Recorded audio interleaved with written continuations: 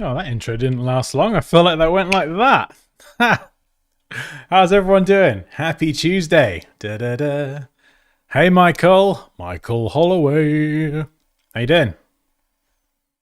Andrea. Georgie Chase. Good morning. Good morning to you too. Wait, no. It's the afternoon here. It's nearly 3 o'clock. Hi from Cambodia. Hello. Hey, Paul. I'm very well, thank you, Graphic Hunter. Still not me. Hello, hello. Good morning from Brazil. Hey, Raquel. Great wallpaper. Thank you. Yeah, that's that thing in the background. It's like a big blah, blah, blah, like a load of. It's weird. You know, like the Windows 11 wallpaper. It looks like loads of folded sheets of something, kind of meshed into like almost like a floral arrangement. Yeah, there was a tutorial on YouTube that showed you how to make that in Blender, and then that's just like a different camera, like a top-down camera angle of it. And then it was that with a gradient applied and a bit of Photoshop magic, and yeah, it was good fun making that. Really, really cool. That's the thing that's quite useful about 3D. If you can make something with 3D software that supports cameras, you can put the cameras in different positions. So you make it once, and then you can fine tune that camera angle. And yeah, it's good fun. Hopefully the audio is a bit better today. I was listening to my stream back the other day, and yeah, you're right. It was really quiet. So hopefully it's a little bit louder today. Hey, what's up? The sky. Hey, Zakir. Moosh! Hello from Kenya. Awesome. Hey, Malik. Hi, Mr. Dansky. How are you doing? Greetings from Nigeria. Oh, we're all over the place today, aren't we? Excellent. Do we have any Brits in the house today? Oh, this is going to be a good one. This is going to be a good one. Romania, Slovakia. Oh my goodness, Pakistan. Awesome. Oh, this is so cool. Yeah, so for anyone who doesn't know, we're doing a competition at the minute. The competition is to design some album artwork, and the entries so far have been like amazing. Like, it's so cool seeing people's ideas. The creativity on display is absolutely excellent. And if you would like to enter the competition, we've got another week. So next Thursday is when it ends. The details and how to enter, all that stuff is in our community. So in the stream description, there's a link. It's like the third one down to join the community. Completely free if you want to chat and enter the competition. And the prize is an iPad. So yeah, it's fun. It's fun. I've been working on my entry. I don't know what my hair is doing today. Oh, there we go. I'll have a little unicorn point. Why not? Yeah, I've been working on my entry. I'm not going to show my entry until the end when everyone submitted theirs, because I just don't want my work. Oh my goodness, I think the heating's on. Hang on a sec. I got to sort that out. Why is the heating on? Oh, no, no, no, no. That's no good. Oh my goodness, it's blasting out hot air. There we go. Snowflake symbol. Goodness me. Oh, that ain't no good. All right, there we go. Where is he? He's gone. What was I saying? Oh yeah, so I've done my design. I've sent it to Poppy in like a private message, so it's dated and time-stamped, just so when I show it at the very end, people don't think, oh, he's copied someone else's work or whatever. Or I know you probably wouldn't, but just as a complete backup solution. So my design's done, but I just didn't want to interfere with anyone else's work. So if someone had a really cool idea, I didn't want to kind of mess that up. But if you saw the last stream where I was, I had a Big Ben coming out the landscape and whatever, it's not too dissimilar to that idea that I started, but just more refined, obviously.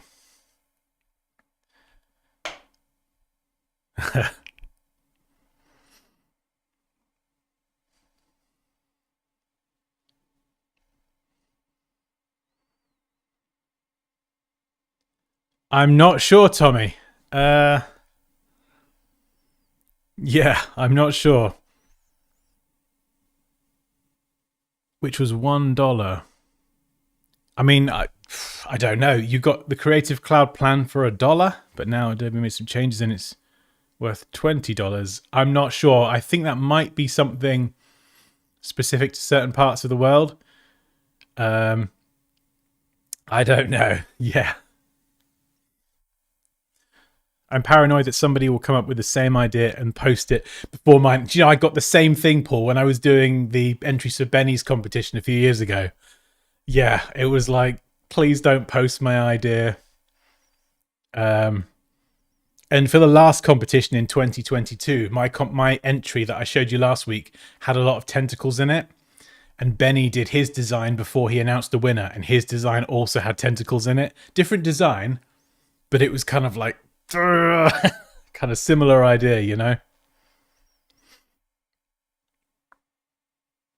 Simon Ghost Riley. Excellent name there. I appreciate that. Why don't you upload tutorials of Figma? I think one of the mistakes I made early on was I tried to teach too many things, so it just confused the algorithm and confused my audience on YouTube. So people that are interested in Photoshop are getting served, let's just say, Figma videos or 3D videos, and what that does is when people get served the wrong videos, YouTube ranks down the videos. It doesn't know who to serve you to.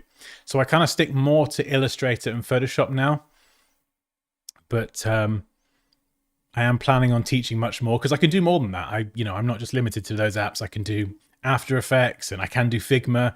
A huge part of my career was in UI design. So I am exploring ways that I can teach that, even if teaching it is off of YouTube and on my own site, Dansky.com. Because I don't want to just be limited to 2 apps, but at the same time, I don't want to confuse everyone. Yeah, sorry I can't be more helpful, Tommy.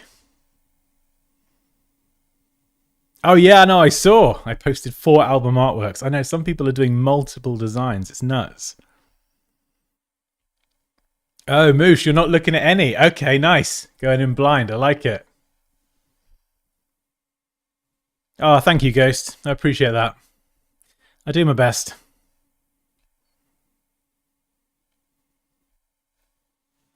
It makes me anxious. Yeah, okay, that's fair enough. What do you say about Affinity? Very good. Very good software.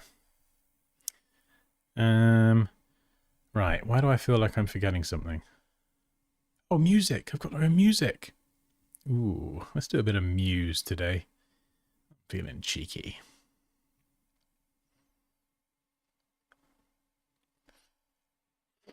Paul says, if we submitted but then decided we wanted to make a change before the deadline, yeah, of course, that's absolutely fine. Yeah, so when you edit a post, I think you can edit the text for sure. I think you can edit the post of the image as well. That's fine, because what I'm going to do is once all of the entries have been submitted, I'm going to wait till the deadline's passed, and then I will go through all of them and then scoop them all up then. So whatever image is there after the deadline, that's the one that I'll grab and be kind of using. If you were on Linux, what would you use? I've got no idea. No idea how to use Linux, Joshua.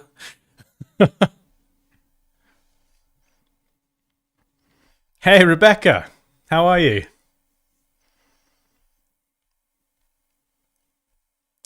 I don't know about a Google UI UX certificate. I mean, as a general kind of thing, me personally, I've never put much stock in certification and things. I know that's obviously going to vary depending on where you are in the world. Like for me personally, it's just never been something that I've been interested in. Even like Adobe certification, I could try and become Adobe certified, but I'm just kind of like, why? Like, but if you were going to go into that like particular field, and of course being based in the US, I don't know, maybe companies in that field would be looking for that certification. So I wouldn't take my answer with a big healthy dose of salt is all I would say. Hello, Lat from Cambodia. Yes, I do. Yeah, I've got an M2 MacBook Pro 14-inch, 19-core GPU. Here we go. Inner Geek is coming out. 19-core GPU, 12-core CPU. 1 terabyte of hard drive space, which is definitely not enough, 16 gigs of RAM. Although, to be honest, I could do most of what I do on an M1 Mac Mini. Like, that's like one of Apple's cheapest Macs, I think, and Mac Mini's great, you know? How many programs do you know? Too many. Or not enough, depending on what day it is. I mean, I don't know. Let's count them. Programs that I know and can actively use. Photoshop, Illustrator, XD, InDesign, Premiere Pro, After Effects. I'm not going to count Adobe Acrobat because that's just like viewing PDFs and whatever. Dimension. I didn't do Dimension, did I? Blender, Figma, Affinity Designer, Affinity Photo, Affinity Publisher. What's that? 12. Spline. I can use Spline. 13. What else? Maybe Inkscape one day. People keep saying try Inkscape out. 13, I think. Yeah, unless I've forgotten something, which I probably have. Obviously, varying degrees. Photoshop and Illustrator considerably more competent than something like Blender.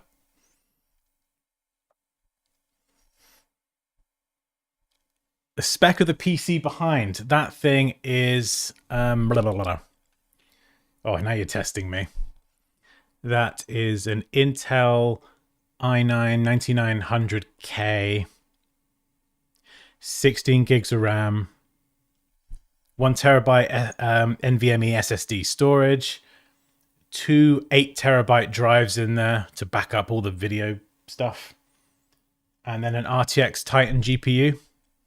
That GPU is totally like, it's just, unless you're doing a certain type of work, it's not worth it. Like, that was from a partnership with NVIDIA years ago, and it's a great GPU, like, because I got it for free.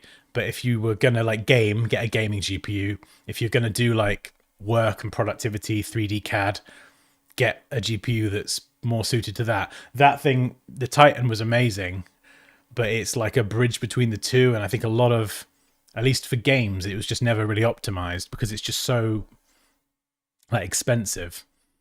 Whereas you could buy like a dedicated gaming GPU for less money and it would perform better, you know? It looks nice. It's like the GPU's like gold and shiny. It looks amazing. But it's not something I would ever buy personally unless I had ridiculous amounts of disposable income, which I definitely do not. Yes, so the competition. If you check the video description, there is a link. I think it's the third one down where you can join the community. It's like our private community, and if you enroll in one of my courses, there's a members only section where you can kind of ask questions and things, and a few other benefits, but anyone can join the live chat and chat for free. And there's a tab on the left hand side in the community that has all the competition details. So it explains everything about the competition, what it is, how to enter. And yes, it is very hard to answer everyone, Raquel. I don't have a Discord, no. But I do have a private community. And blah, blah, blah, blah. What was I saying? Yes, so that's the private community. And in there is a separate channel for the competition. So you can enter and post your entries to the channel as well. So everything competition related, it's all kind of in there.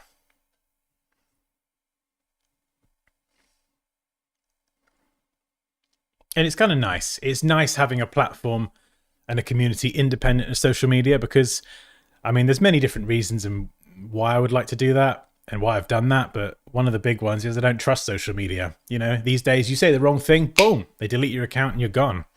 And that means the community goes and everyone's, you know, goes with it. So this way, at least the community is a platform that I pay for. So they can't just say, see you later because you have a different opinion or say something that they don't like. I've done a few Blender tutorials, Ghost, and a mini course to get anyone started, but it's not something that I'll be doing on the channel, at least. If I do some Blender content, it might be some one-off workshops and things to kind of get people started, but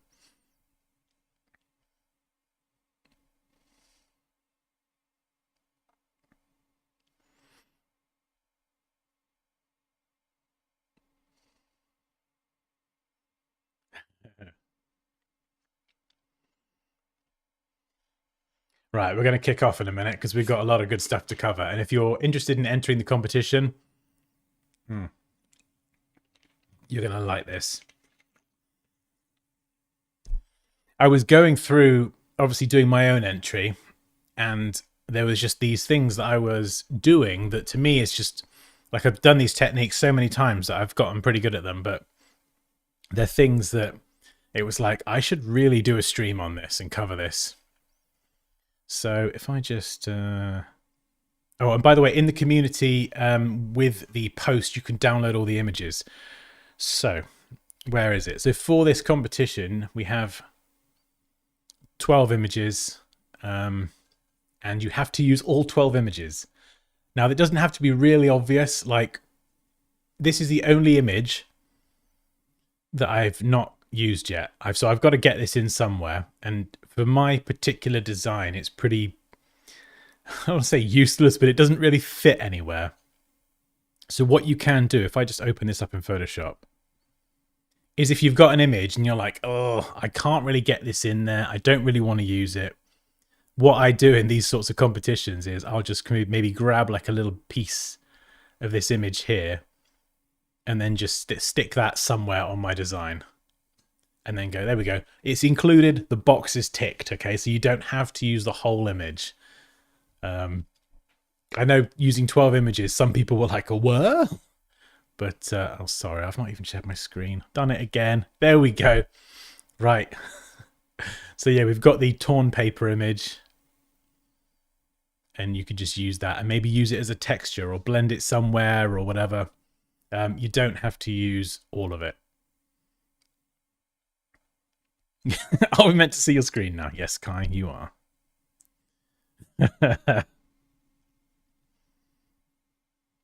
How did you learn so much design software? A lot of time, and I'm obsessed with learning.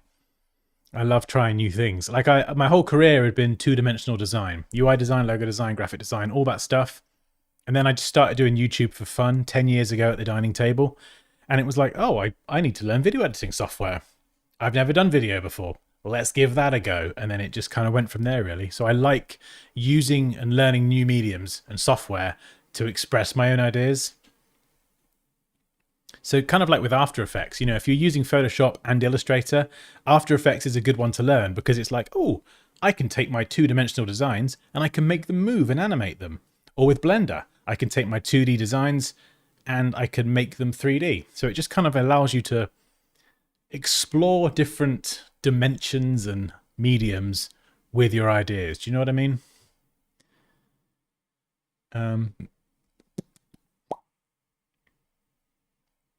Yes. So these are the images that you have to use. I'm terribly sorry about Big Ben. After I went through the details of the competition, I realized what a terrible person I had been giving people this image. I was like, oh, I'm just going to cut this out. And this was fine. I started pen tooling. Oh, yeah, a few details there. This is fine. Got to here, and it's like, oh, no, what have I done? And so I had to pen tool this entire thing. It took me about an hour or two. I left the top off because, no. But if you go to the competition post, I've cut this out for you. So I don't want anyone to have to go through that. So that's your Christmas present early from me, as I've cut round everything relatively well in most cases, so you don't have to go and do it manually yourself because that's just horrific. It worked pretty well, but if you're going to have something that is the centerpiece of your design, the real focal point, it's going to be really big, I would always pen tool it. If it's something like this, if it's like an object with kind of hard edges and a hard surface, because the difference between select subject and a pen tooled kind of main hero piece is noticeable and is quite different. I mean, let's just give it a go. Actually, while we're here, let's just try it. You know, select subject. Select subject is very good, and I have used it a lot throughout the process. So it does a pretty decent job. But Yeah, to be fair, it's not done a bad job. It's done okay. But like I say, like the pen tool is just... There's a lot of little details that might have got lost here. Actually, no, it has done a pretty good job, but there's a lot of little details that sometimes get lost. And the thing, when you pen tool, which we'll get onto in a minute, you're creating a work path, and a work path is vector. So even if you scale up an image and the image does start to pixelate, as long as you've got like you have that path and you scale up the path with it, you can have a clean vector cutout. So let's just say that you have like a giant billboard and you want to scale up a photo to fit on a billboard. The photo will start pixelating, but as long as you've got a work path with that layer, you can make a clean cutout. So the edge on that giant billboard will be perfectly cut out, even if the photo starts to pixelate a little bit more. If you have pixelated edges, that's when it can become really noticeable.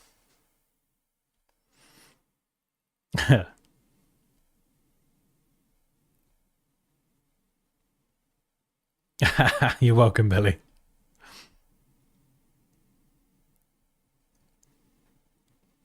Yeah, no, I kind of, as I started doing that, it was like, oh no, what have I done?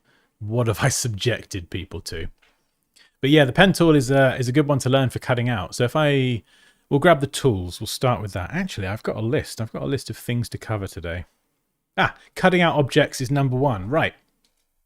So, oh, and by the way, if you have access to a pen tablet, it's definitely a lot faster to use a pen tablet or display. I realized this about 90% of the way through. I did the whole thing with a mouse pretty much, and then started using the pen at the end and was like, why have I done this? But so anyway, with the pen tool, up here with the pen tool selected, you've got a drop down. Now you can choose shape and it will draw a shape. So okay, and this will draw a shape and it will give it a fill, and you can...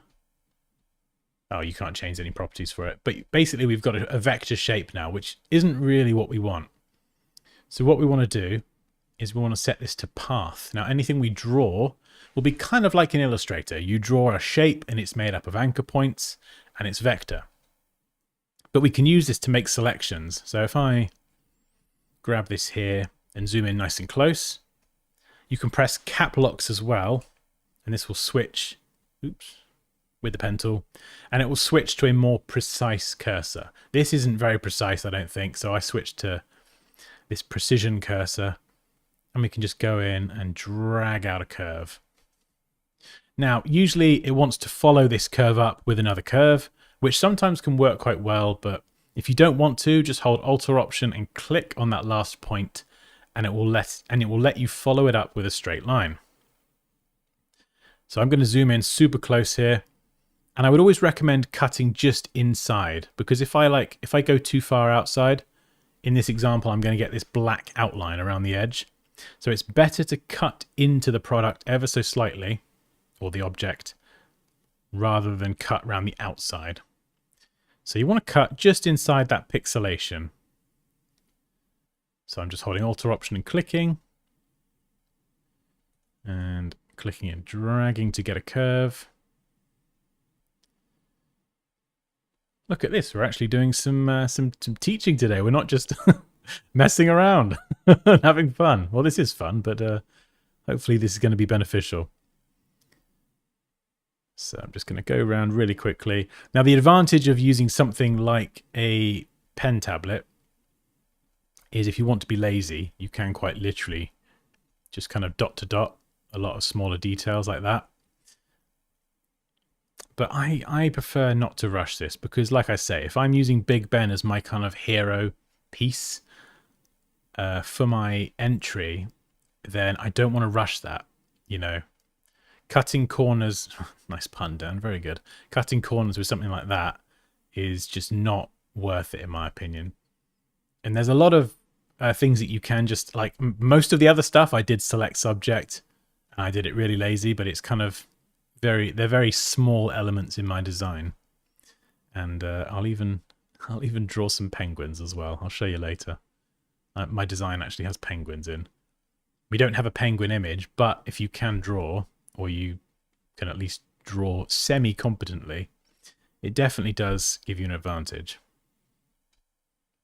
because you can draw things that we don't have access to in terms of the available images.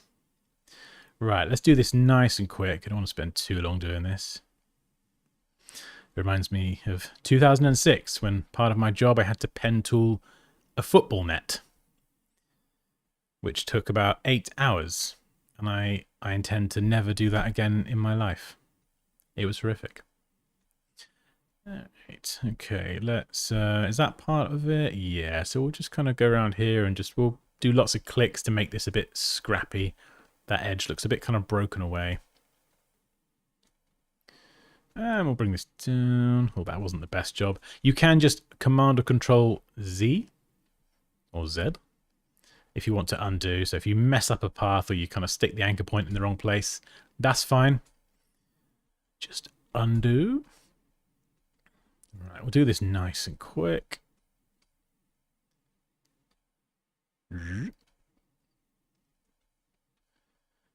Okay.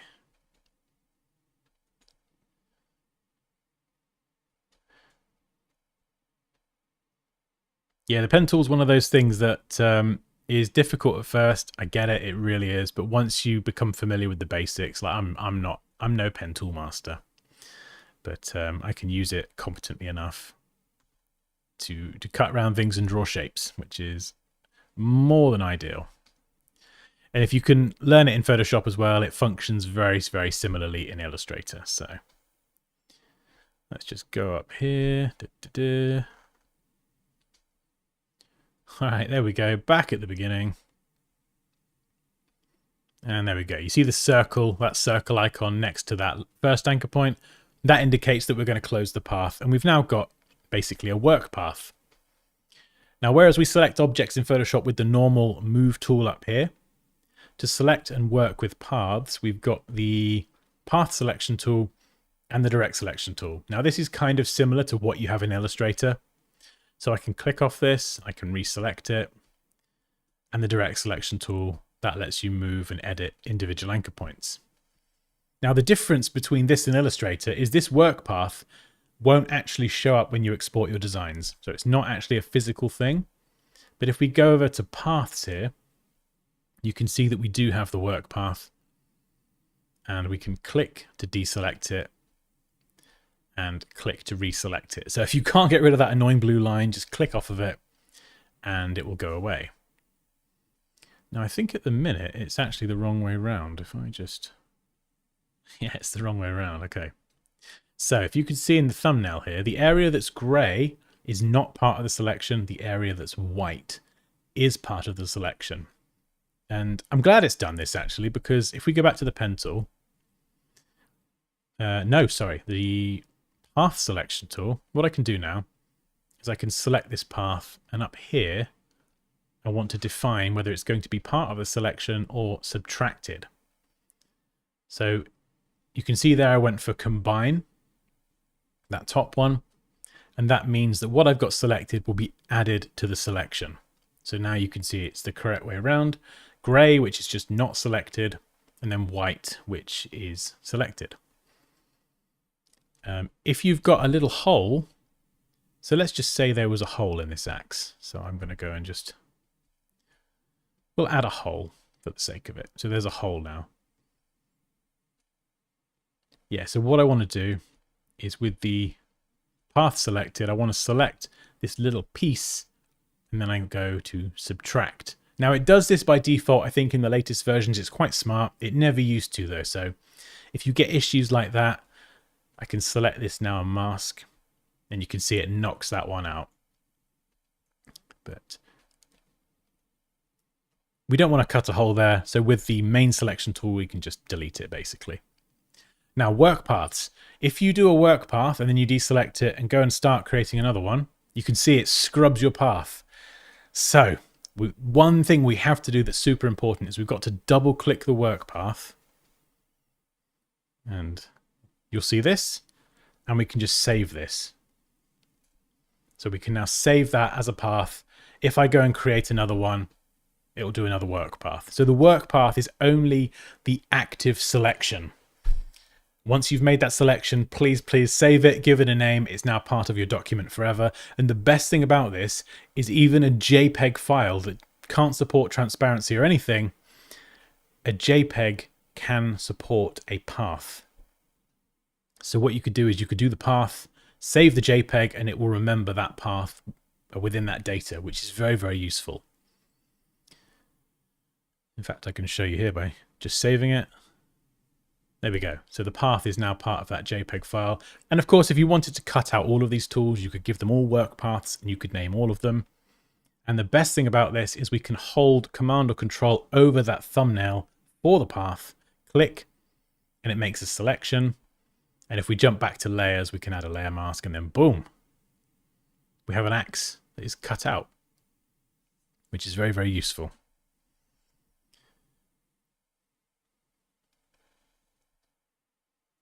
Control Z is the name of our band. It might be a real band, but hopefully not. Hey Reese, how you doing, man?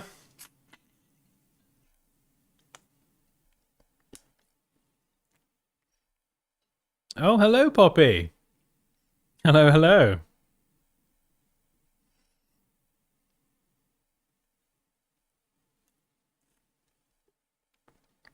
Right. Yeah, crash before saving their last hit. Yeah, for the competition, the artist is called Control Z, Control Z, and the album is called Crashed Before Saving. Both names decided by you guys, which was that was a lot of fun. Hey Ben, how you doing, my friend? No time long see. I can't speak. Long time no see. How you doing? Words.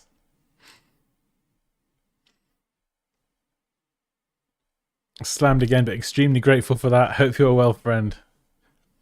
I'm very well. I'm doing good. Keeping busy myself. Better to be busy though, right? So let's give this layer a name. In fact, I'll just kind of, as I teach these different things, I'll try and make this into some sort of design. I'll kind of make it up as I go along. So we've got a giant axe and select subject. Right. So let's demo the next one. So the dinosaur. I think it did a pretty good job on this, actually. Now, again, if the... Oops, I've opened the wrong app. Go away. Sorry, Illustrator. Not your time to shine today. So yeah, if your hero is going to be the dinosaur, again, pen tool this, because it's just going to look so much better. But in my particular design, it was a very small piece of the concept. So select subject is one way to do it, and it does a pretty good job. Another trick is to use the quick selection tool, or just any of them actually. As long as you select this, you get access to select subject again.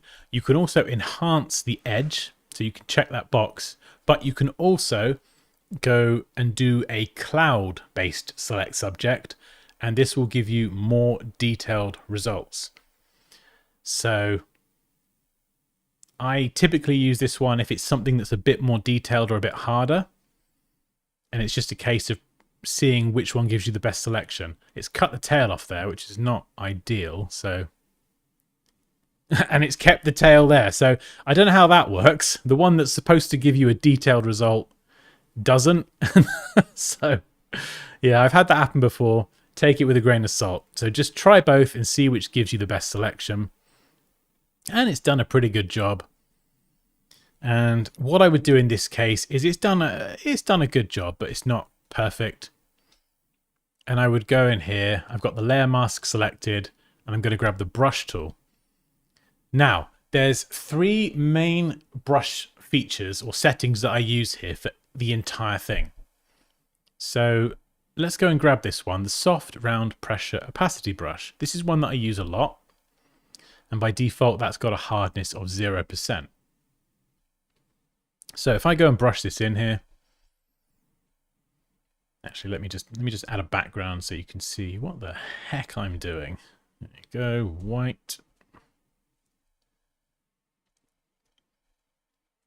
So if I brush this in, you can see it's got a very soft feathered edge. This is great for adding shading, doing any kind of work where you want that edge of your brush to be softer and to blend certain elements together. Now the next setting I have is a hardness of 50%. And I use this a lot if I'm, again, blending things together or if I'm cutting out. And I'll show you that in a minute. And you can see here that the edge is not as soft, but it is definitely noticeably softer. And then a hardness of 100% is this, basically. It's just totally solid, hard, like that. And the way that I determine which one to use is what I'm actually going to be doing. So like I said, 0% hardness, a nice soft edge if I'm going to be adding some lighting, which we'll get onto in a minute. If I'm going to be cutting something out, it's going to be somewhere between 50% and 100%. Because if I look at this edge here, and I did this wrong so many times. So if I go back to the mask, I'll show you what this looks like at 0%. So I'm using black as my color to obviously remove from the mask. And you can brush around it, and it just makes the edge look fluffy and soft, and we don't want that. But equally, you don't want to be cutting things out necessarily perfectly hard like this, because sometimes it can look too clean and too unrealistic. So what I like to do is, like I say, hover between 50 and 100%. And then what you can do is, I don't need to cut that out, but where it's kind of missed this bit here, there you go. So I can brush around this. And do you see what I mean? You see that sort of soft, slightly soft edge? It's now mirrored here as well. So I'm cutting it out consistently. Whereas if this was cut out with the automatic AI selection and this was now being cut out by me, and the edge here had a fluffier, softer edge or a harder edge, it wouldn't match with what Photoshop had already done. So I'm just changing the brush size. You've got the square, left and right square brackets on the keyboard, which is a nifty shortcut to adjust the brush size. And of course, just be mindful that the brush size, if you make the brush smaller, the feathering amount will change in size as well.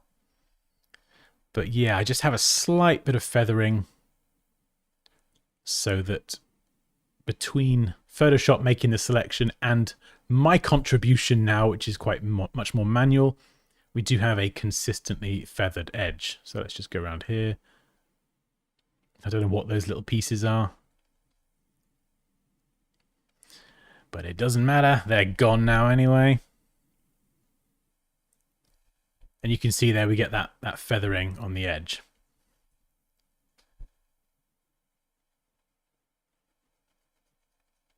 And then I can just use a nice big brush. Oops.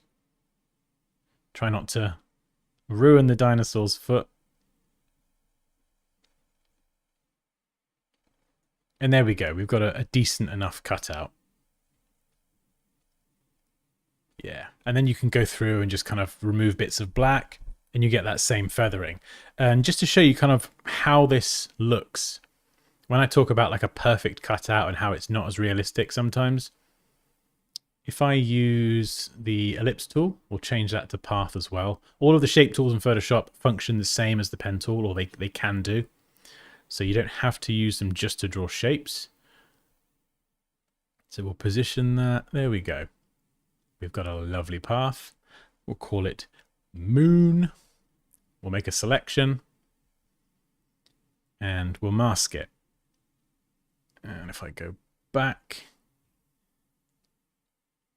by adding a background back in, you see the edge? It's just perfect. It's perfectly cut out and it actually looks a bit unnatural and a bit unrealistic. So what I would do in this case is you can select the mask and you can adjust the feathering here. So from the properties panel, you could just add a couple pixels of feathering. You see that? If I undo and redo, there we go. So that's how it looks, perfectly cut out, bit more unrealistic. Slight bit of feathering on the mask, looks much more realistic. And I do this to most things, especially the stuff that again is going to be like the hero. In my design, I've got the moon that's quite prominent as well. So I've used this same technique to soften those edges and just make it look a bit more realistic. It's a small detail, but because you can do it here on the layer mask directly, you can edit this at any time. Obviously, you don't want to go too high. Well, you might want to, it's up to you. But these are the kind of little details that I focus on that when you put it all together, it does make a big difference. I'm sorry that I'm not chatting as much. I'm actually, we're actually doing some proper teaching today. So it's kind of hard to do this and the chat. Is this helpful? Hopefully this is helpful.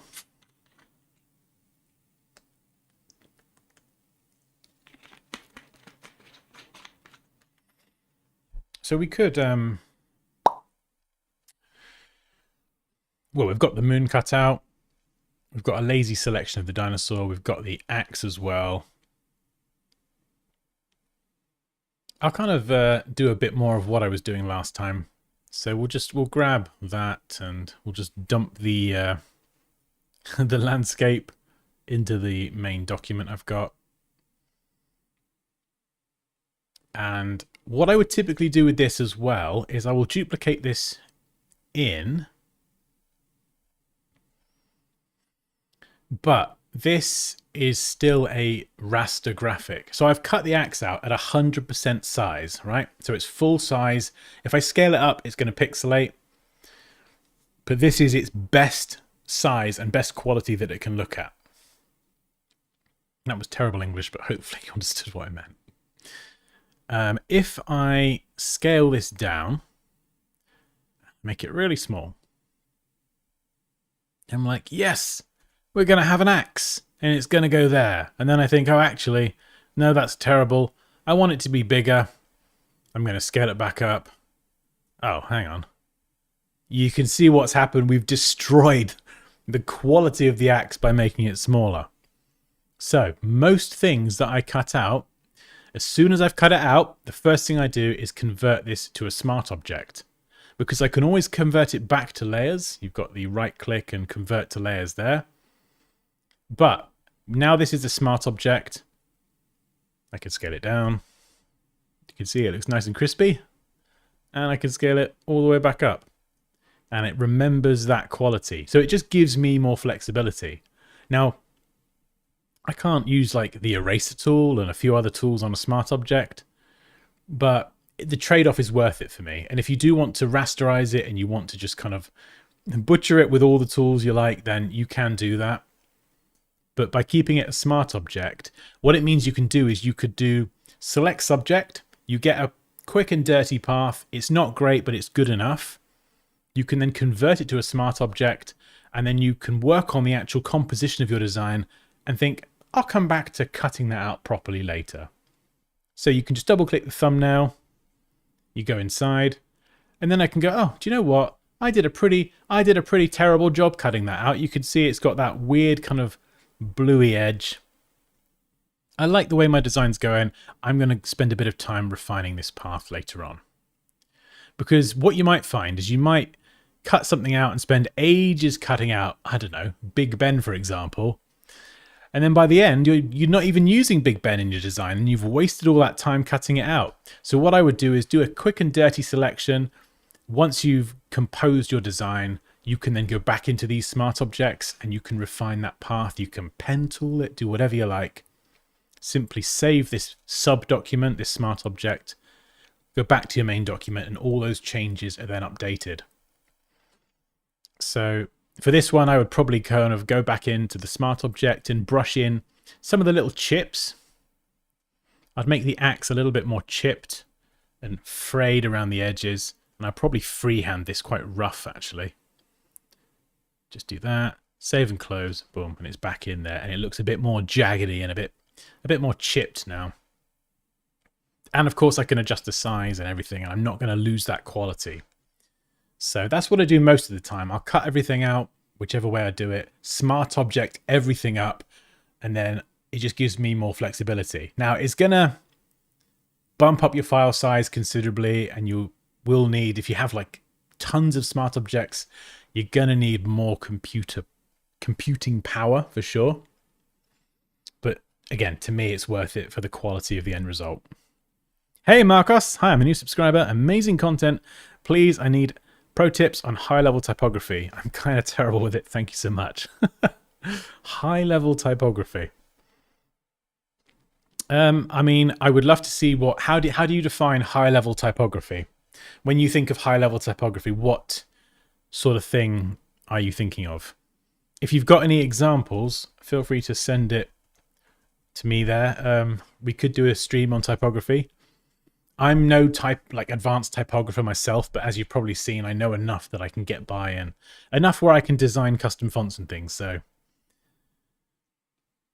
is there a keyboard shortcut to switch from layer to mask? Good question. I don't know if there is or not. That's a damn fine question. Huh.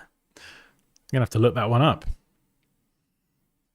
Are we limited to use all the images in the competition? Yes. Although you're not limited. It's actually incredibly... It's great because what it does is it will essentially force people to be more creative. These are the images you've got, and it's a real test of someone's creativity, how they can combine these images. So, for example, you might chop off bits of the axe and where's all the other images? Yeah, you might decide to turn the front of this house. You might take the house and try and turn it into a train. You could take the house, this piece here. You could copy and paste it to make multiple carriages. You could use the clock there as the front of the train. You could use the moon to create some headlights or something, brush in the light coming off the train. You could use Big Ben to add a bit more architectural fancy detail to this house. And all of a sudden you've made a train. You could use screws and bolts and things to make it, again, look more like a train. You could have some old train tools kind of hanging around in a thing somewhere in the front carriage. You could probably draw something like some coal. You could use texture to weather the train. And probably just draw the tracks. And yeah, I just literally came up with that random idea off the top of my head. So it might seem tough and it might seem limiting in some ways, but actually it's a really, really good test of creativity. And I've seen that firsthand in Benny's competitions as well. Like what people can make it's just insane. And I like these ones as well, where it kind of feels like you have to work within these constraints. Tips for highlights and rim lights realistic. Oh, we will get there. Lighting and shadows is a tough one, but we will get there today. Yeah, it really is, Raquel. 100%.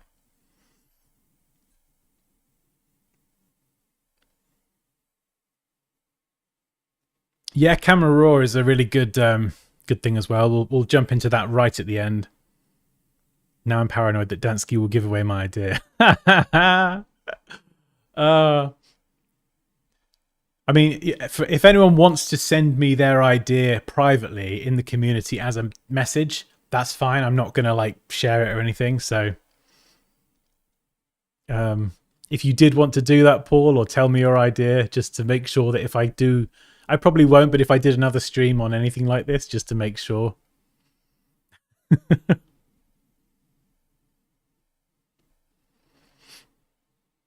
Or you could message me, Paul, you could message me right now if you wanted and just tell me what you're thinking roughly, and I'll this hasn't become anything yet, so I could pivot. There's still time to pivot. It's up to you.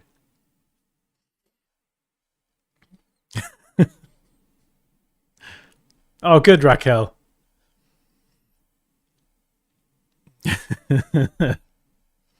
Oh, thank you, Mustafa. That's very kind of you.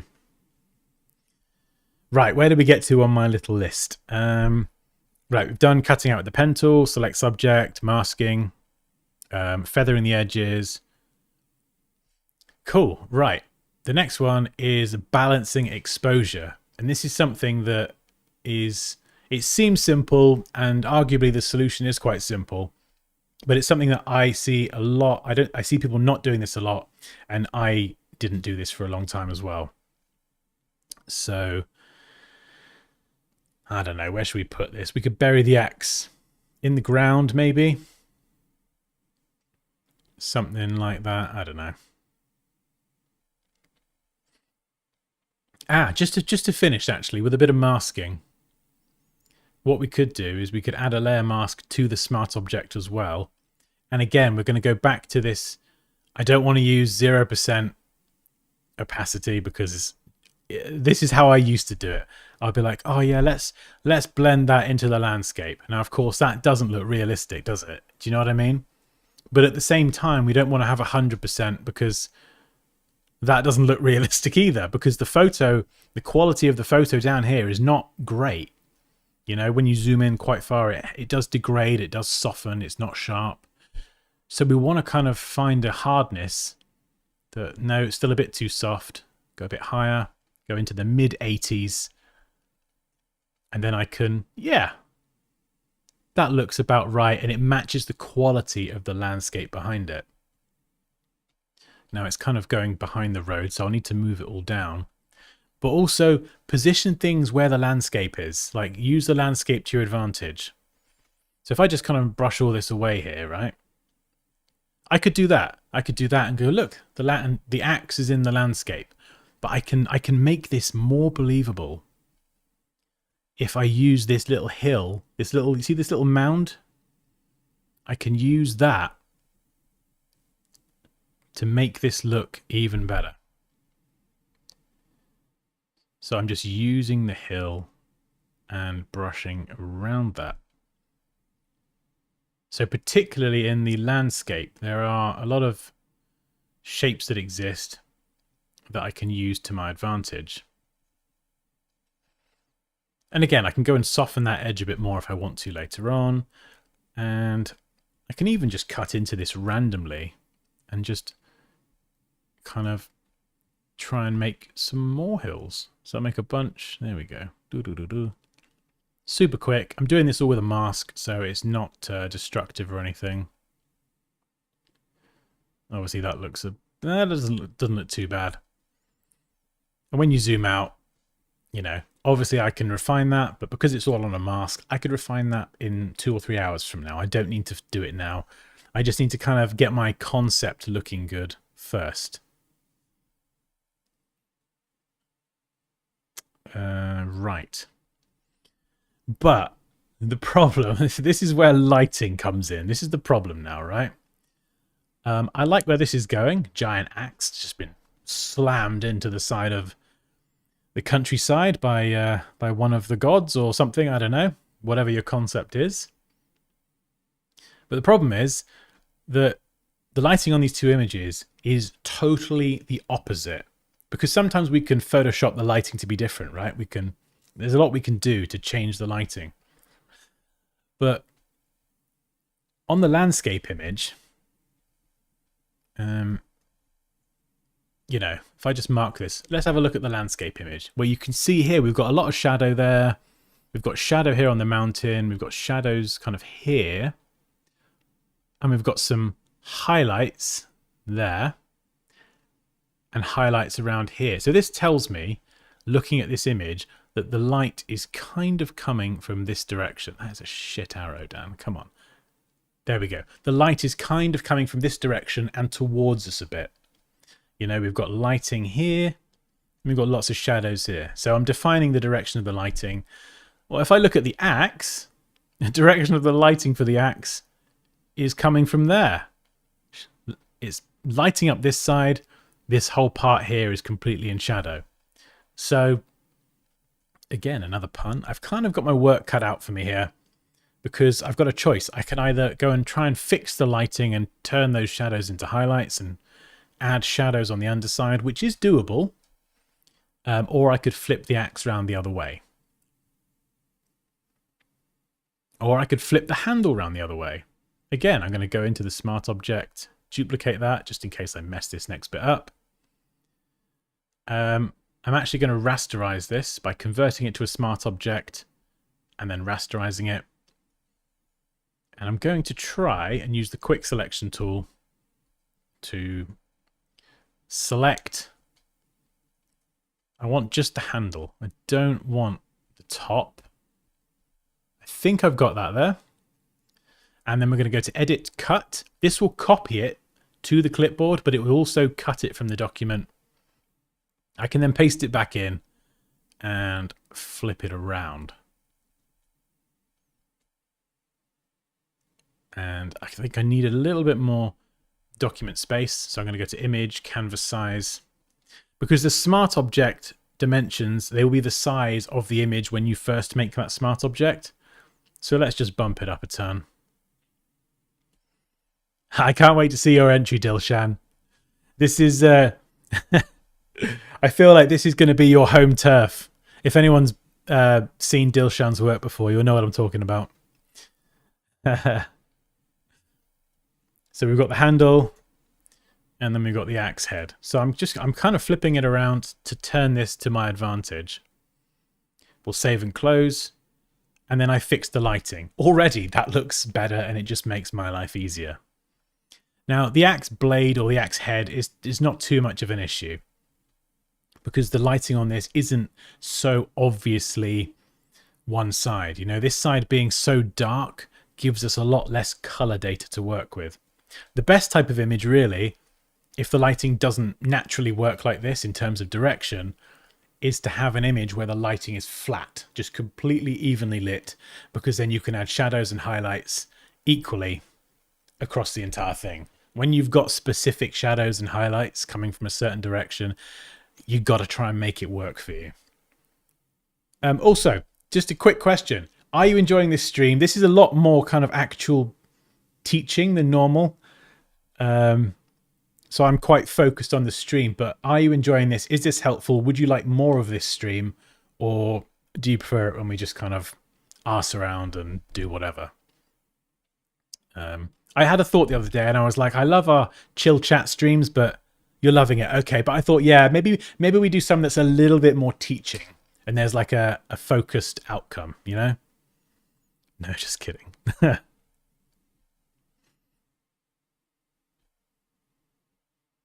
Hi Dansky, can you have any tips for photo manipulation in Photoshop and benefits? Yes.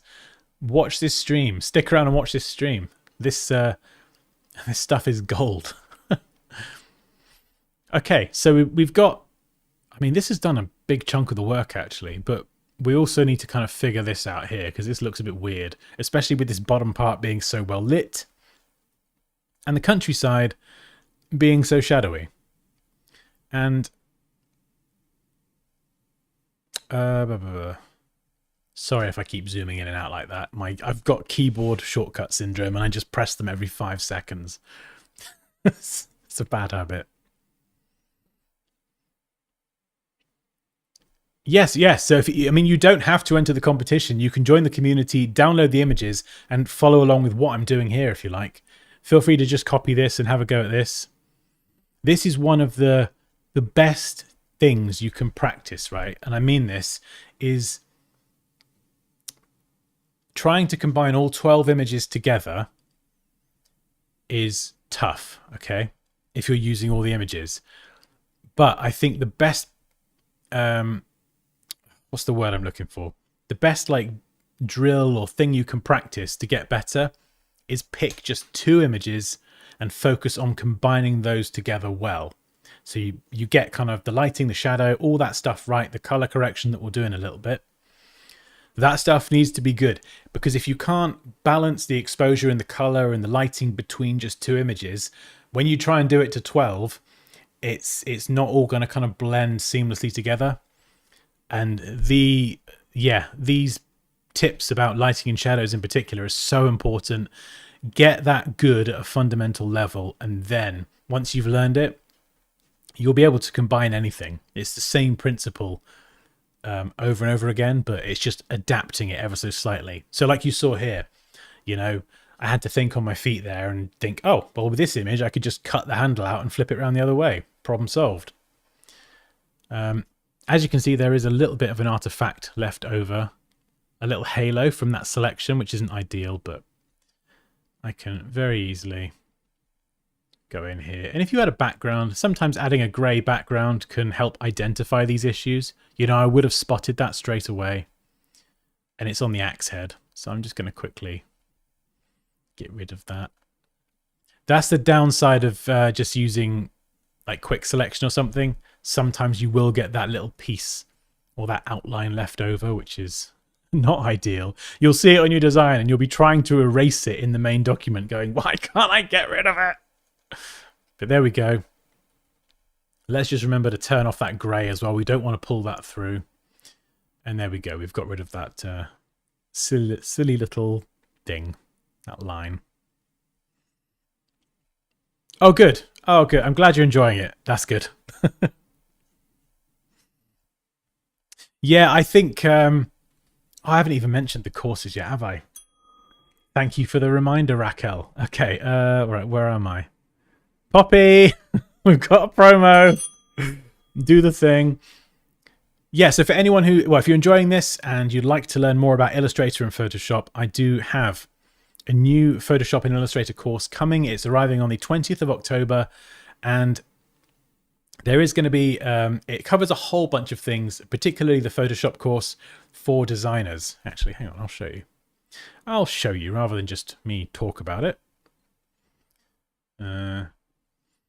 Yeah, so we've got the existing Illustrator Masterclass that is available right now if you want to learn all my secrets about Adobe Illustrator, like 17 years of knowledge packed into like, I think 7 hours or so of video, 74 lessons. That is available now. These are the 2 new ones coming. These are both going to be beginner to intermediate level.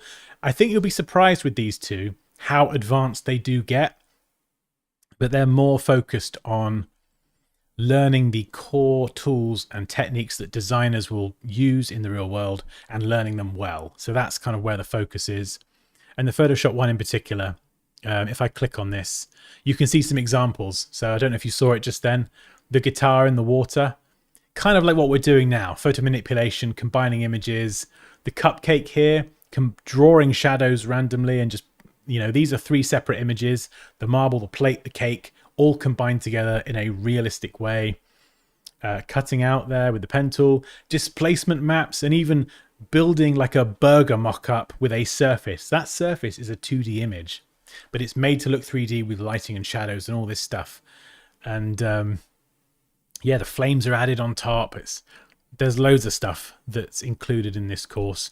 You can see here the mock-up and the text on the hoodie as well, and how you do that around hair, which is a nightmare unless you learn how. So this is the Photoshop course, and there's an Illustrator one as well. And if you want to get both and save a bit of money, there's the bundle price as well. So for anyone, especially if you're at the beginning of your journey, but even if you're not and you want some structured training and you can tolerate the sound of my voice and my face, then I would definitely recommend considering the bundle, because Photoshop and Illustrator, they're very different, but they are 2 peas in a pod. They kind of just work together really well. And with these 2 apps, you can do pretty much most of anything you'll never ever need to design. These are the main 2 that I use throughout my entire career. So they can do a lot. And if you scroll down, oh, there's a trailer there as well that will show you a bit more. Some pictures. And this is like a more detailed curriculum. So if you go into here, it will show you kind of what we're going to be covering. And oh yeah, you can see it there a bit more as well. Same technique that's demonstrated in the course, how to like just take objects and dunk them in water. But yeah, anyway, that's the Photoshop, the Illustrator course, and the masterclass if you are interested. Right, where are the assets for the competition? In the community. So check the link in the description and you'll be able to download them. Sometimes I feel like I could marry Illustrator. I think it's similar. Usually people are either familiar with Photoshop and they're going to Illustrator and it's like, different tools and meh. Or they're going, in your case, like from Illustrator to Photoshop. Same thing. I don't recognize all these tools.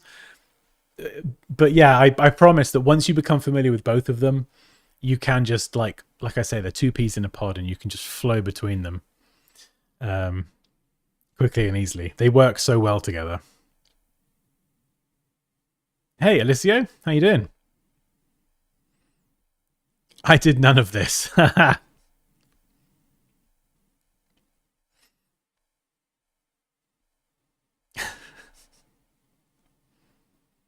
Oh no. Cake. Burger. You're getting hungry, Pops. We can't see the bundle price because your ginger head is in the way. Oh, thanks, Pops. Right, where did we get to, actually? Let me get my little list up. Ooh, okay, right. So when it comes to balancing the exposure, obviously these two images shot under very different lighting conditions. The original Tools image was shot what looks like a window light coming from this side, top down, and then we've got the landscape image, which is just miserable, cloudy, pretty much British weather. And the light is kind of soft because there's no sun coming from one direction. So both very, very different.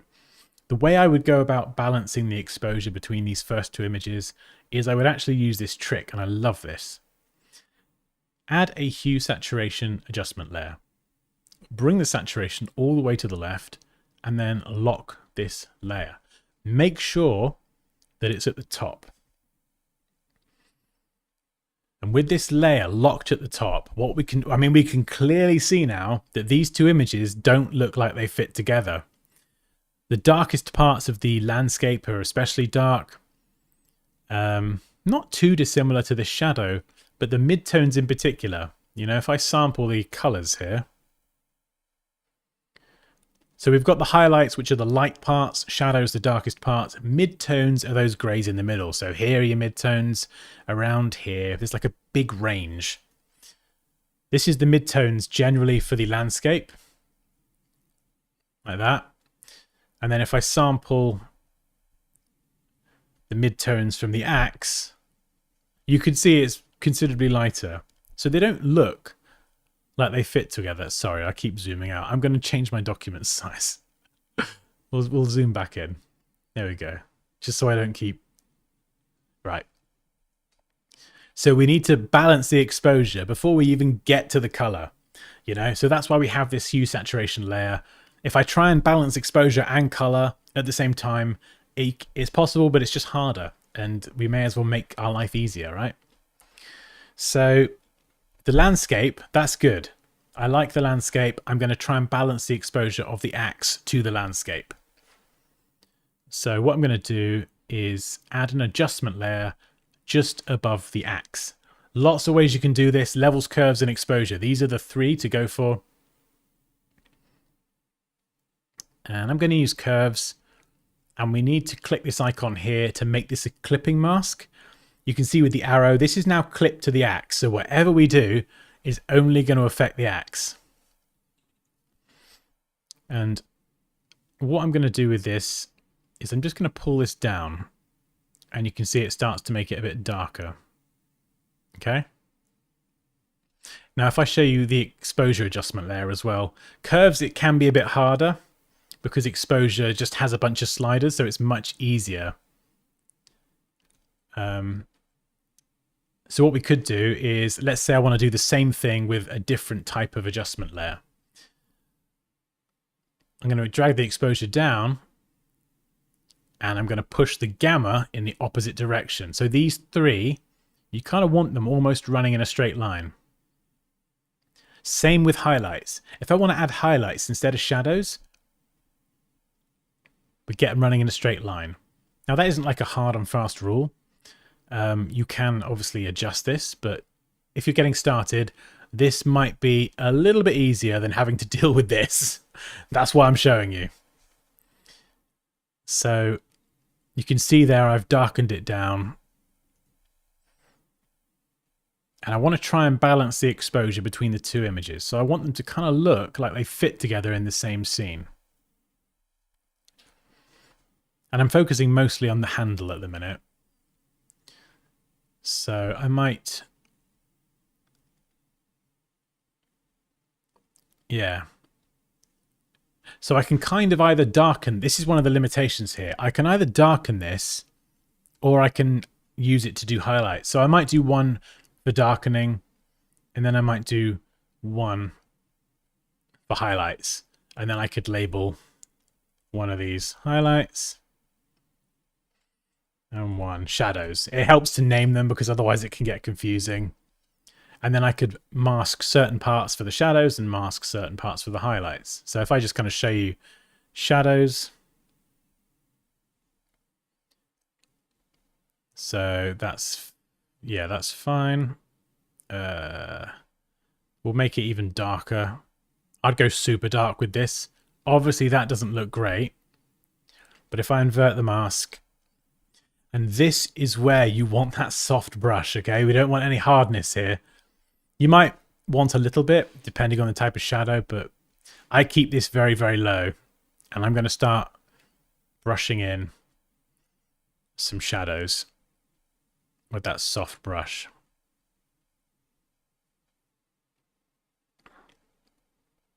And I've got to think about the light as well. Is the light going to be hitting this side of the axe? Possibly not, actually. I don't know. Maybe just this side along the left? And this is difficult. Like, I've got to be honest, this is tough. I still find this tough now. And when I rush this, my work looks rubbish. So I do it, I'll do it again, and it does take a bit of back and forth and trial and error. Uh-oh, Poppy's deleting messages.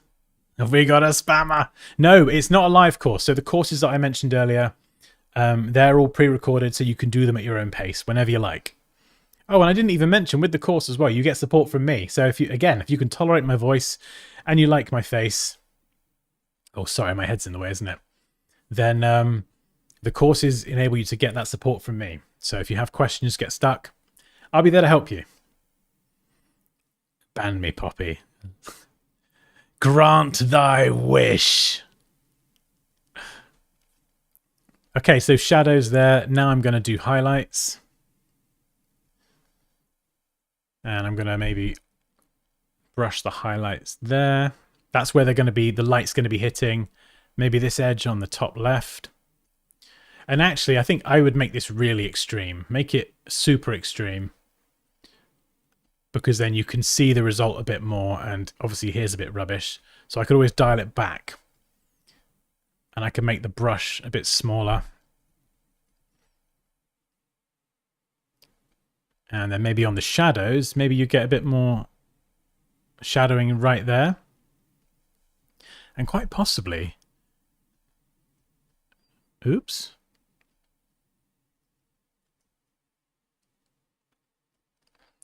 Down there as well. Just a little bit on that inside edge. And I could even go and add, I do this sometimes, another exposure one, super extreme. And then I'm just going to add kind of some more smaller shadows down here.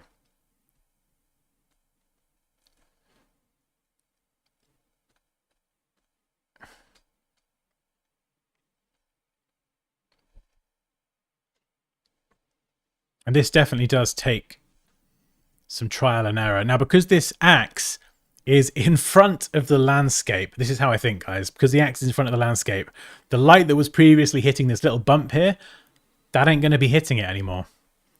It's being blocked, so we're going to need some sort of shadowing there. So let's go and add an exposure adjustment layer to the landscape itself. Make it darker. Invert it to hide it, and then I'm going to brush in a bit more darkness here. Now, I will need to add a proper shadow, which is going to be tough. Not going to lie.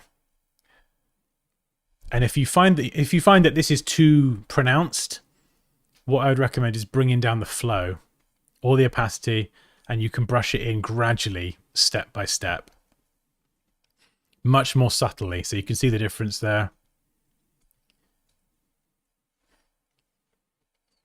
And I could spend ages doing this. Again, with curves, the advantage to this, if you know how to use curves, is you can bring that down and bring like the midtones down, but you can also push the highlights up. So you can kind of do two things at the same time. But if you're just getting started, highlights and exposure, exposure adjustment layers, they're great. We'll call that shadows 2. Are you kicking ass, Pops? Curves is very useful. If you want to do curves and you want, like, the thing is, levels is very, very similar. Again, you can do shadows, midtones, and highlights. But because you're going in horizontal lines, it's much easier to understand. Curves is basically that, but you can go in any direction. So you can see what you can create with a curves adjustment layer is going to always be way more than levels, but it's more complicated because instead of just running horizontally, you're going up and down in any direction. So if you're new to Photoshop, I'd stick with levels and exposure adjustment layers for now, and then when you're feeling confident, then move on to curves. Right, let's get rid of those. We're going to stick with exposure for now because it's pretty good. So this is what we've done. You can see we've done quite a lot. If I build those up slowly, and I've done this very, very quickly. And if I turn off the black and white, you can see it already blends much better with the background already. That's turned out quite well, actually.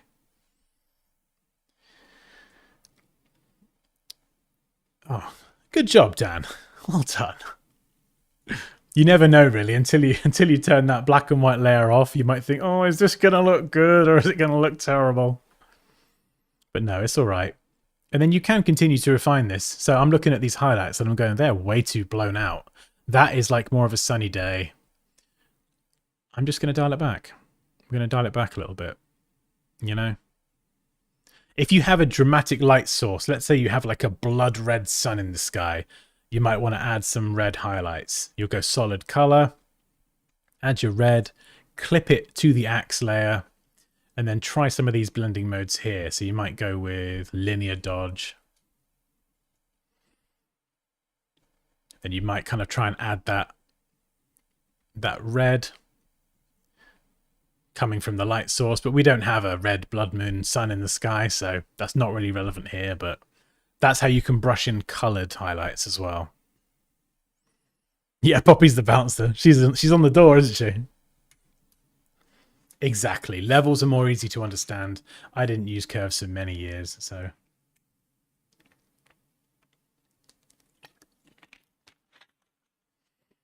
If I'm honest now, I flip between exposure and curves the most, but I still will use levels sometimes. So now, because we've done the exposure, we've balanced that and it's looking okay. We can still change all of this, we can refine it, but it's good enough for now. What we can do is balance the color, and that's why we use these hue saturation layer, the black and white, is because it means we can focus on the exposure first. Trying to do exposure and color is going to be just much harder. So again, 1,000 different ways to do this. Color balance is a pretty tried and tested technique. So we're going to clip this to our axe and we're going to balance, just like we did with the exposure, we're going to balance the colors of the axe to the landscape it's in. You can balance the other way and do all of this whole process from the, you could change the color of the landscape to the axe, but because the landscape is the most prominent thing, and I quite like the darker, moody colors of the landscape, it makes sense to just balance the axe to the landscape rather than the other way around. Ooh, Muse, plug in, baby. Nice song. I see Thor left something behind. Yes, indeed. Ha! Yeah, you could add some Viking scripture or something there, or do whatever. Okay, so we just talked a minute ago about shadows, midtones, and highlights. I think we all have an understanding now of what those are, yeah? If I turn it off again. Shadows are the darkest parts, midtones are those medium greys, highlights are the lightest parts, the parts that are closer to white. Well, what a color balance adjustment layer enables us to do is adjust the colors that are in the shadows, midtones, and the highlights. So, and you don't have to overthink this too much. The great thing about this is you don't need to understand this too much. You can just flick through all of these, play around with the sliders and see what works. But if I kind of zoom in here, let's say there was the shadows, right? Let's just say there was like a... In fact, what color is this? This looks very much... Yeah, so I'm clicking on this. You can see that there is some blue in the shadows, just like a bluey green in these shadows. It's not perfectly black. There is some color in there, even though it's hard to see. So if I know that there's some bluey green in the shadows, it's very subtle. Sometimes it might be more pronounced, but basically what I could do is I could add a little bit more blue and a bit more green to the shadows of the axe. It's very subtle. If I just turn it off and back on, you can see the difference. A bit reddish and a bit warmer there. Now a little bit more greeny. Yeah, you can see that if you zoom out a bit more. And sometimes that's all you need. You just need to balance the shadows, midtones, and the highlights. In terms of the midtones, let's have a look. Not sure. So I'm going to go into the midtones and I'm just going to move the sliders around.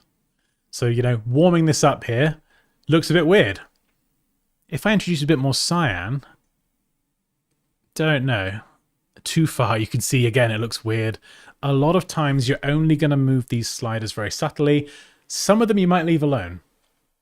Highlights, you know, I don't think I really need to touch the highlights. Oh, maybe a bit of blue. So you can see most of these look pretty terrible, right? But with the cloudy day up here, if I push the highlights up with a bit of blue, that looks a bit more realistic. So we've changed the shadow slightly. Midtones we've left alone. Highlights, we've punched that up a bit as well. Could do a little bit of green and a bit less blue maybe. But these are real kind of minor incremental changes. And you can see if I turn this off and on now, zoom in a bit so you can see the difference. That does make a noticeable difference. It's very, very subtle, but it now blends a lot more seamlessly with the landscape.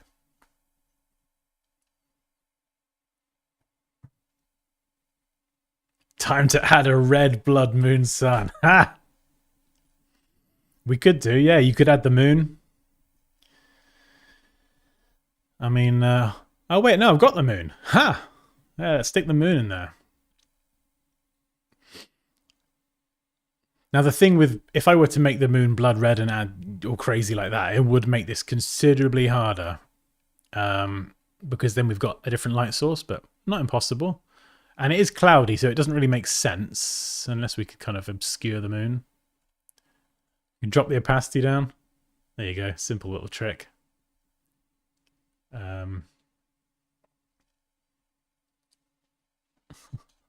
Yeah, why not? Why not? Just stick it there for now. And it depends how you want to do it. You know, you could make it small. You could have multiple planets. If you wanted a clear sky, we've got some sky up here. So you could add this in with the clouds. You could give yourself a cloudier sky.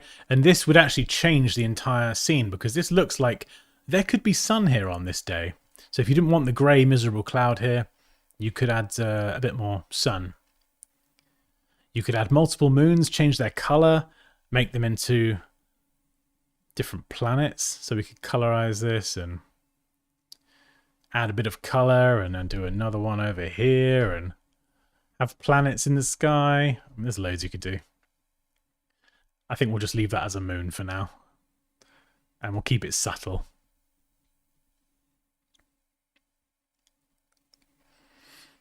Right, so we've cut out the product, we've balanced the exposure, we've balanced the color, we've got it looking good. And like I say, this is the main thing to practice. Just take two images and put them in the same scene. Or just practice dumping different objects in this scene with the landscape. Getting this stuff right, these fundamentals. Once you can do it between two images, you can do it between 3 and 4 and 5. And you just got to think about the images being in that physical space and how that's going to affect things. So, like I said a minute ago, this big old axe is going to be casting a shadow. So you won't be able to see any of this hill because it's going to be completely blocking the light. And this is hard. This is going to be tough because you have to try and imagine this in a 3D space. Is it mandatory to make it realistic? No, absolutely not. Absolutely not. Some people have gone very much more with their entries graphic design oriented. My entry is very 99% photo manipulation. So I've tried to get mine looking as realistic as possible. Yours can be stylized, artistic. It could be whatever. It doesn't have to be realistic. But if you did want to go for realism, then this is helpful. That's a really good question. Thank you for mentioning that, Raquel. Exactly, yeah. Curves. Yeah, curves are more advanced than levels. They give you more. Yeah, the ceiling with curves is higher. The ceiling and the floor. So you can do much more, but it's a bit more complicated.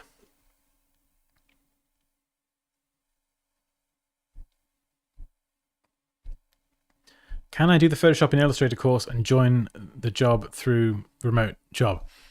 Is that... I'm not sure I understood what you meant then. I don't have any jobs on offer, but you can do the Photoshop and Illustrator course remotely, if that's what your question was. Yeah, they're available to anyone in the world, so as long as you can access them through Dansky.com. The currency is in pounds UK, but I would do like just a conversion to your local currency. And I feel so lonely in chat. Aww. You're not alone, Zakir.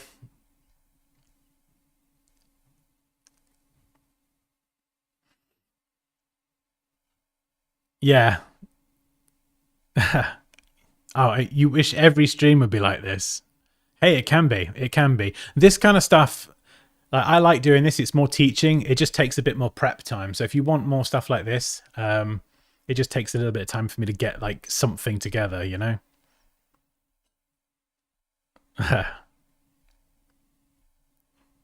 The moon was red. Oh my goodness.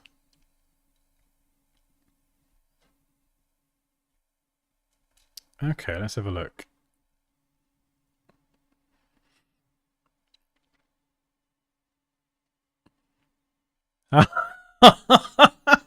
Raquel, I've just seen your email with your idea.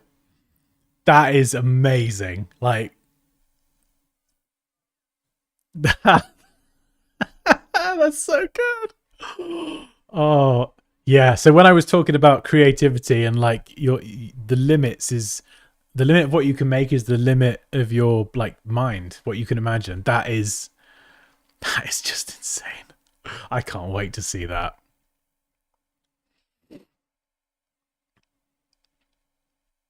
Okay, I'm just looking at the typography examples you sent, Marcos. Yeah, maybe we could. We probably should do a stream on typography actually, because a lot of what you've sent me isn't actually advanced. It's not crazy advanced, but it's one of those fundamental things a lot of people can get wrong. It's something I see a lot of non-designers do, and people that are new to design. The best tip I can give is don't get too crazy with fonts until you understand a bit about them, because I see people picking all these wild and wonderful fonts, and there's certain things you can do even with Arial, even just using basic Arial, that would look way better. Things like, you know, tracking, caps, bold, different font weights. Yeah, maybe we should do a stream on that. I think that would probably be a good one actually. Yeah, right, shadow. This is okay, so this is going to be tough. We've got to imagine this in a three-dimensional space. And there's no sun. There's no like specific harsh lighting direction. So the shadow isn't going to be harsh, but it is going to come up this landscape and there will be a shadow being cast. So how am I going to do this? What I'm going to try and do is I'm going to Command or Control select the axe to make a selection. Let's get rid of the moon for now. And I'm going to make a new layer underneath the axe, and I'm going to fill this with black. So if I just move this out, I basically just made that. What I'm going to do is I'm going to try flipping it. Ah! Calm down, Dan. Oh, I love Muse. Anyone like Muse in the chat? This is... their music's amazing. Knights of Sidonia. Love it. Right, so I'm going to try and line this up.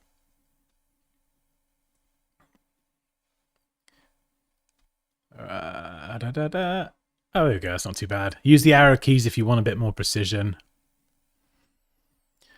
Okay, that's the easy bit. The hard bit is now distorting it and contorting it to fit where it's going to be casting. So the lighting direction's coming here. So I'm going to just try and map out roughly where I think it would go. Something like that, but it's not going to run in a straight line. It's going to go up the hill. So we've got to fit the contours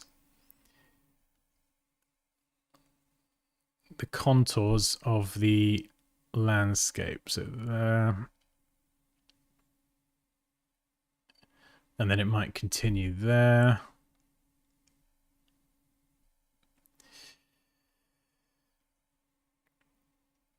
And, oh, goodness me. Go up a bit of the mountain.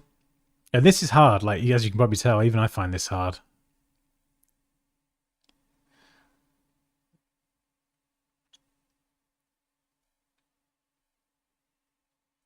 Yeah, maybe something like that. And again, it depends on the height of the sun. If the light source was up here casting down... Oops, that's... You know, if I do a circle, this is a sphere, and the light is above, the shadow being cast is going to be only very small. Because if you imagine the light source like this, right? Like a cone. Try and imagine... Oops. This is the area where the light's going to be cast.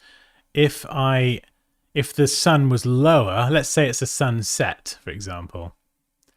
This is the sun, by the way. The sun is actually a giant softbox. And the light is blasting that direction. It's going to cast a much longer shadow. Hopefully that makes sense. Obviously that's a terrible diagram, but... so in here, in this, I don't really know what the height of the sun is, so I have to use the surrounding landscape. Yeah, so that's my guide, right? That's where I think it's going to go. And what we could do, there's a few different ways to do this. I'm going to try this first. Nope. Let's try puppet warping. I'm going to put some pins in certain places. And I'm going to try and contort the axe to fit where I want it to go, roughly.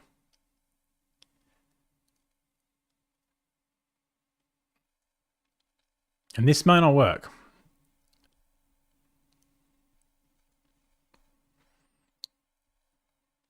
Obviously over here is not really going to be applicable.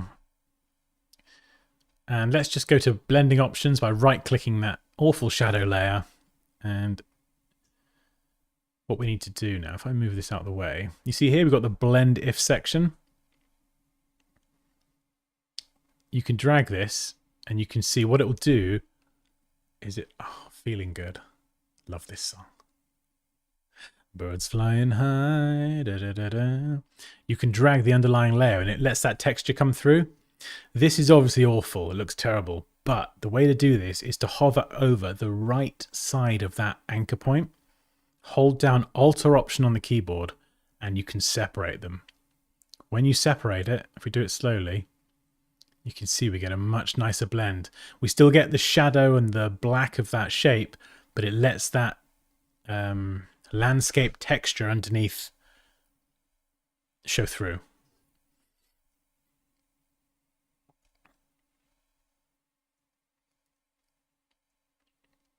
And then what we could do is add a layer mask. Now again, because the light isn't like a harsh sunlight, you might have like a harder brush here, but it's not. So we're going to use a soft brush. And I'm just going to play around with this and we'll see. So first of all, we have to brush away that hard edge. We'll brush that away as well. So we definitely do not want a hard edge.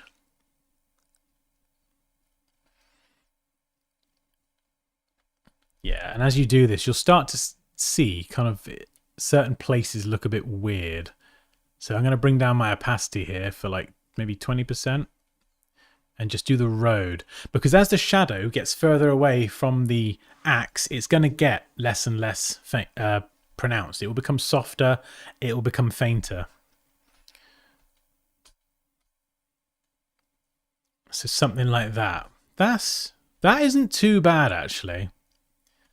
I thought it would look worse. But I'm going to show you another technique as well. So that technique was really about using the shape of the axe. That might work for you. But another technique that we can use is we can also add another exposure adjustment layer. So this is going to be axe shadow number 2. And we need to clip this again to the... Well, let's call it the... Oops. What a typo. Oh dear. Sorry. Right, so we've clipped this one to the countryside. I'm going to make this super dark. We want to make it darker than we need because we can dial it back after. So make it as dark as the darkest part of the shadow. Select the mask and invert it.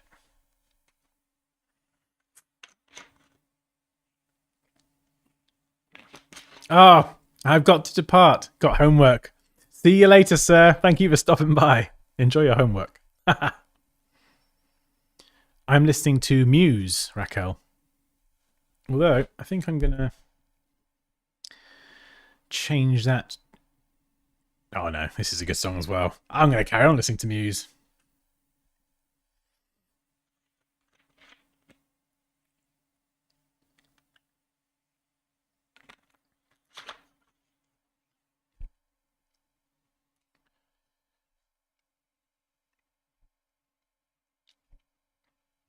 Oh, okay, all right. Hang on. Let me check it, Paul. I'll check it out.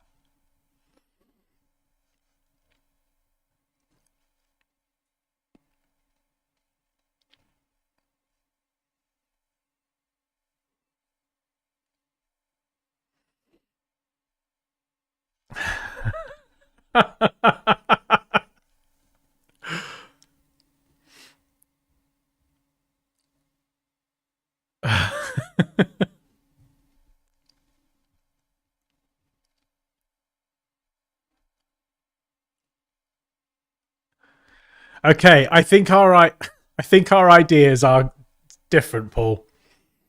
I read one bit, and there's a slight similarity, and I was like, but your idea is different. So we do have different ideas. It's fine, but you won't see mine until afterwards. So it's cool. It's cool. Thank you for letting me know, though.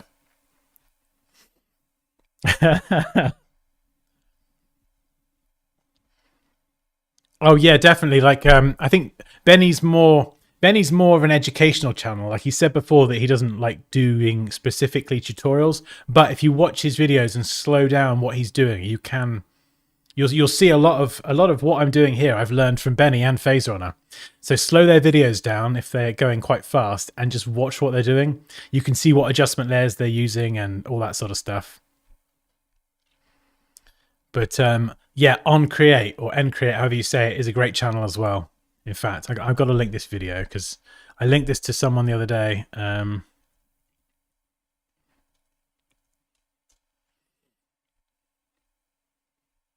Yeah. Oh, I mean, he's not made videos in like a year. It's such a shame, but I'm going to link you this, all right? Check this video out because he covers some of the fundamentals that we're doing in this video as well. And it's a great video if you're going to get started. He goes through some of the mistakes people make and how to avoid them. So 100% recommend watching that. Right, so we've got our second exposure adjustment layer. And just a side note, you can see how far we can actually get by just using exposure adjustment layers and one color balance adjustment layer. So this way's a bit more manual now. And I'm going to just start... Whoa. Okay, I'm going to go with flow here at like... We'll go... Actually, let me just show you the difference. So opacity and flow, for anyone who doesn't know... Oh, that was a good rhyme, Dan. Well done. I'll just demo how they work so you understand fundamentally. So opacity. If I drop that to 30%, yeah? And 28. And if I brush in, I'm just going to click once and drag.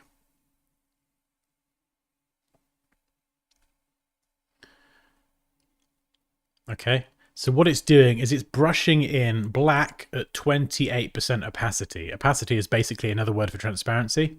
But no matter how much I brush in this single click, I haven't taken my hand off the trackpad yet, it's only going to achieve a maximum value of 28%. If I let go and click again, it's going to lay down another 28%.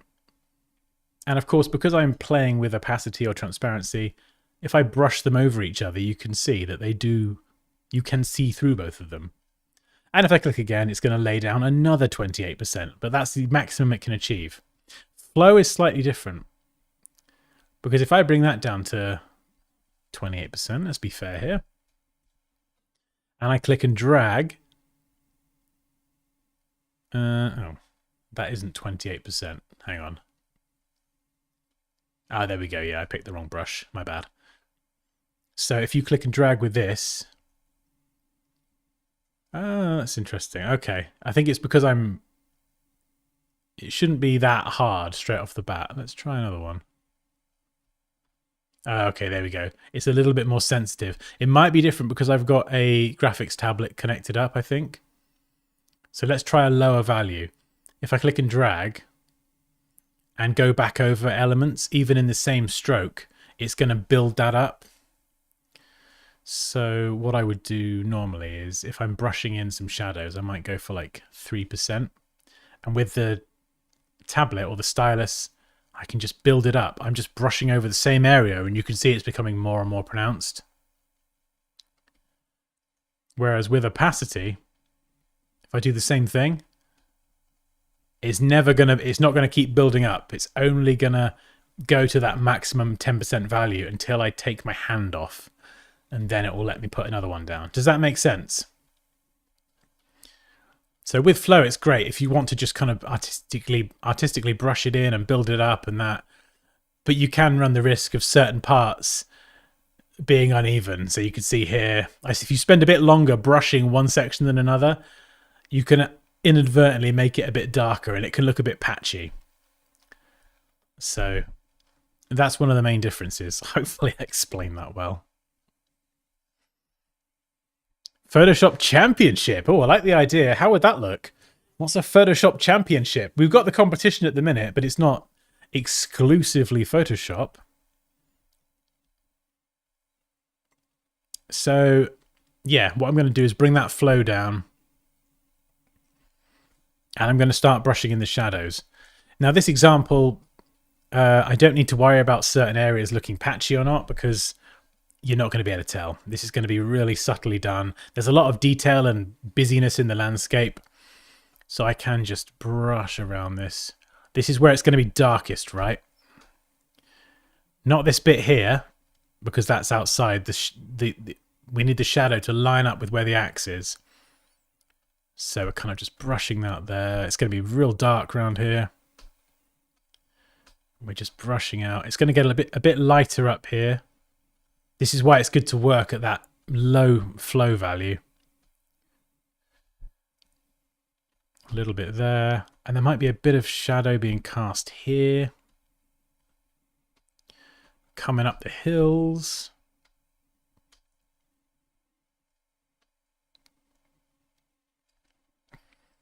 And maybe possibly if the light might not be hitting as much around this top area, so I might just darken that slightly. Maybe that's a bit too much. And this is really just trial and error, looking at what's working. And down here as well, this shadow is really, really dark. And I think having the axe being so light does look a bit weird. So I might actually need to go back onto the axe adjustment layer and possibly even blend that a bit more. Do you see what I mean?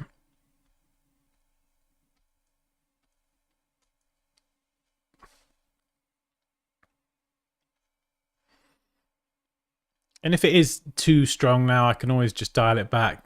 Remember, we want to keep those in a straight line to an extent. It's not like a hard and fast rule, because if I go down here, sorry, my head's in the way. You can see that straight line, that looks a bit more realistic. So it's just a guide more than anything.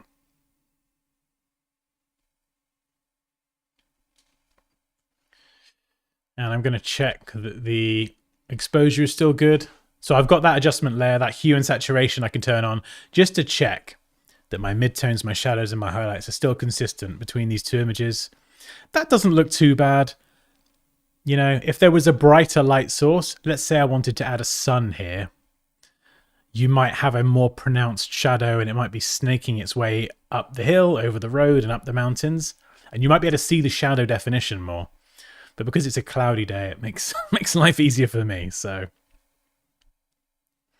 Exactly, that's a great analogy. Yes, it's like using flow is like using a pencil over a surface over and over, whereas opacity is more of a computer-generated feature.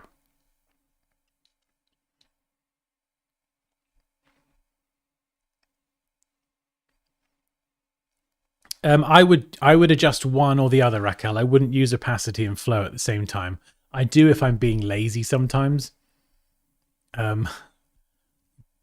I can't be bothered to go back up here and change it, but I use one or the other. Typically, I like to use flow with a graphics tablet and a stylus because like it feels it's more like artistic-y. It feels nice.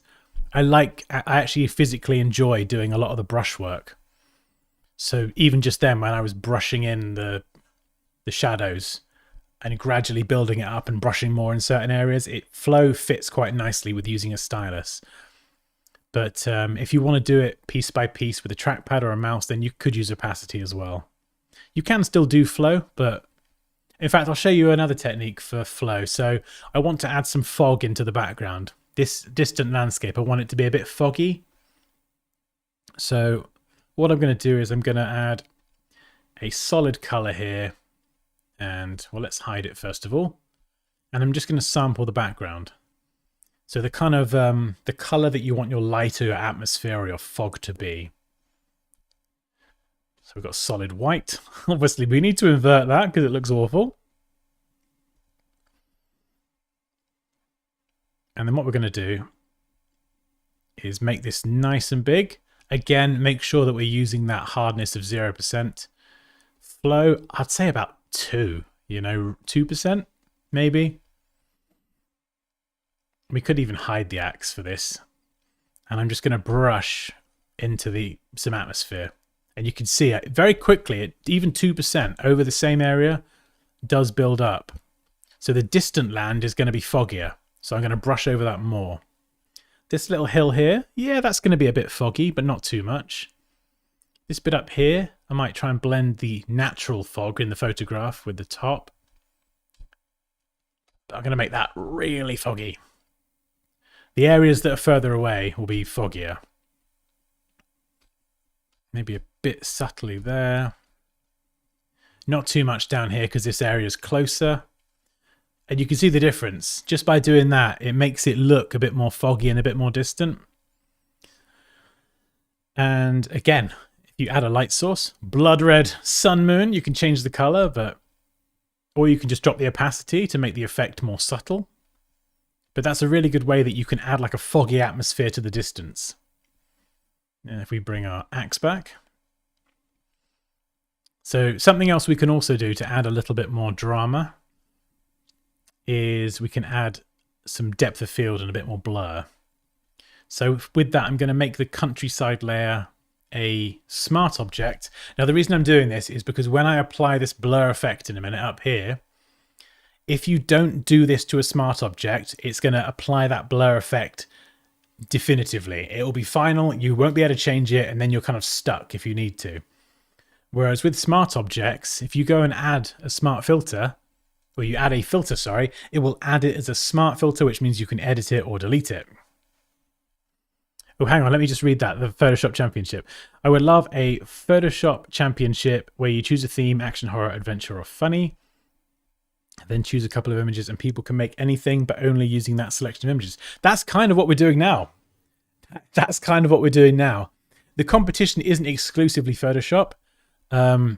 It can be Illustrator or Affinity, but I think using some sort of photo editing software, especially when it comes to combining the images, I think Photoshop and Affinity Photo, their tool set is more geared towards this, you know. But yeah, we could do a specific app championship, a Photoshop one or an Illustrator one. We've got Halloween coming up, and I get the impression people are quite keen for a Halloween competition as well. So, and people for some reason want me to wear the Halloween dangly, boingy ear things again. Yeah, 80s theme. I mean, I'm a 90s guy personally. I love the 90s. That's my childhood right there. Yeah, for anyone who's new, the Dansky community is linked in the video description, and it's free to join and chat and enter the competition. Also, just because I'm trying to get better at marketing these courses I've spent forever making, if you want to learn Photoshop or Illustrator, or you're thinking of having a career switch and you're like, do you know what, I'm going to give this creative stuff a go, I would, obviously I'm going to say this, but I would recommend one of my courses because it will just shortcut. Yes, ding, ding. I forgot then. It will shortcut that learning process. I've spent 17 years learning Illustrator, 20 using Photoshop. It doesn't take that long to learn them. I can teach you the best of what I know in the space of 6-7 hours. And that's exactly what I do with my Illustrator Masterclass. And we've got the first class courses coming on the 20th of October. So I love free tutorials. They're great. I've learned most of what I know from free tutorials and messing around, but it is woefully inefficient if you want to just learn and create stuff.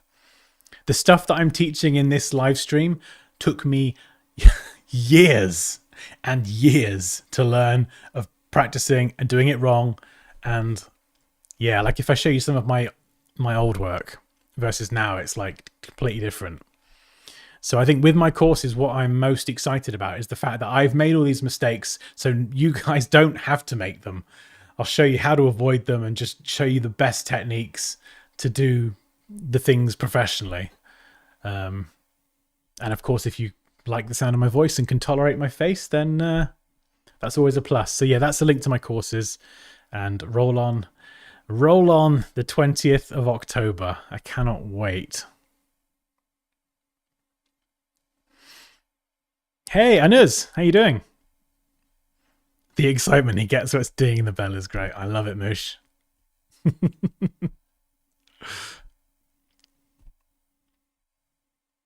Hungry, take care. Hey, enjoy whatever you decide to eat, Zakir. Catch you later. Right, where did we get to? We did atmosphere, didn't we? What else was I about? I was about to do something and I've just distracted myself. What the heck was I going to do? Oh, yes. Sorry. Depth of field. There we go. So this is a smart object. So lots of ways you can do this. Gaussian blur is one way, less computer intensive. If your computer can handle it, Blur Gallery and Field Blur is a good one to use because this enables us to position blur points around the document. So I'm going to set the blur to 0 for the places that I do not want blur. So obviously our axe is embedded in the ground around here, so I need that to be in focus.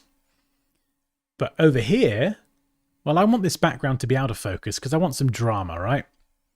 But this is very, very far away. So I'm going to set the furthest distance to 15 pixels. This little bit of hill here, I'm going to have that slightly out of focus because it's just a little bit further back from the axe. And what's happening is we've got 0 blur here and we've got 3 here. So there's going to be a graduation between 0 blur, 1, 2, and 3. So it's going to blur between these 2 points. Same here. This is a 3 pixel blur. This is a 15. So it's going to blur gradually. So what I'm going to do is I'm going to add blur points along the edge of the landscape. So 3. We're getting a bit further away here, so I might nudge that up to 4. Oops. I'm thinking about distance, right? This bit here, this little rock, that's further, so I might go for 5 as we get slowly further back. We'll keep this going here up the side of the mountain, 5 and 5. This is going to be 5. 5. I can hear a car alarm. Sorry if that sounds annoying. At least it's not a fire alarm like last time, eh? Okay, so this one here, this mountain's much further away. So I'm going to go for a 9 on that one. And again, we've got a piece of that here, 9. And I'm just going to go there, I'll go 4. So I'm kind of separating the design with these different blur points. That's about 7 as it slowly starts to move further away. So we're just building, it's almost like we're just building an army of number 3s stationed along along this edge here so that the army of 15 pixel blur cannot invade and encroach too far. If I bring it in, you can see it kind of affects everything. So we're thinking about this in terms of distance. And you can move these around. What do we got? 0 there. So we're going to pin a 0 there as well. And I'm going to have 0 here. 0 here. Don't want any blur there. I want all this in focus.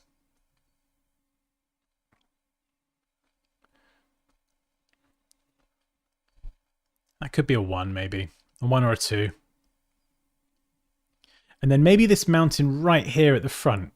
What you can sometimes do, if you've got things that are close to the foreground, you could have blur in the very far distance and you could have blur in the foreground very close to the camera, and it creates like a really nice depth of field. So the thing that you want people to focus on, that stays in focus to create some drama, which is excellent. So we'll go 5 pixels on the cliffs here, so they're out of focus.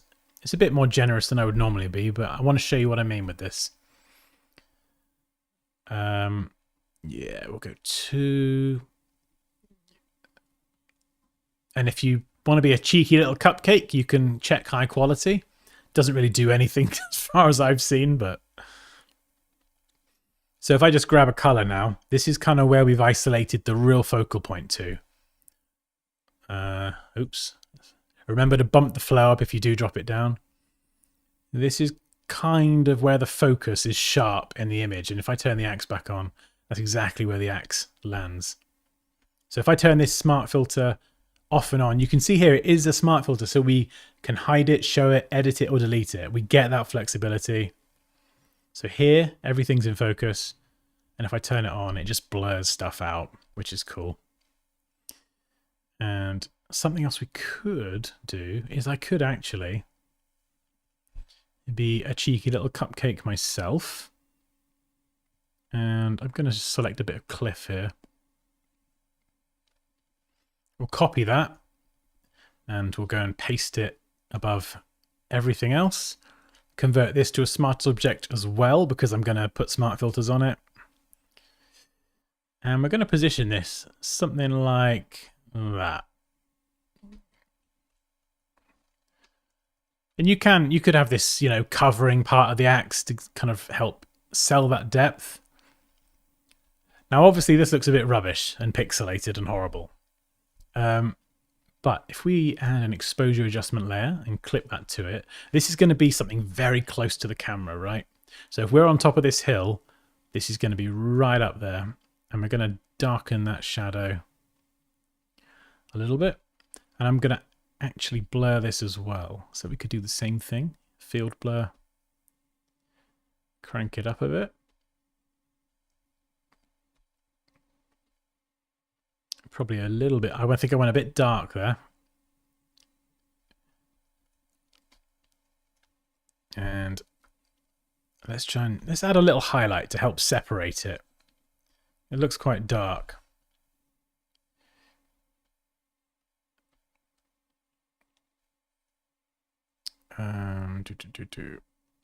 There we go. So we can just add a highlight to this left side, which helps separate it a bit. It's still quite dark though. Don't know if that's going to work in this case, unless I perhaps move it around.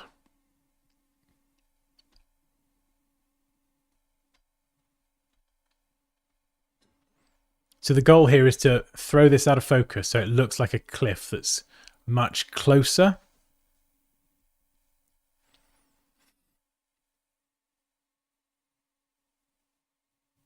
Yeah, it's not working as well as I'd hoped.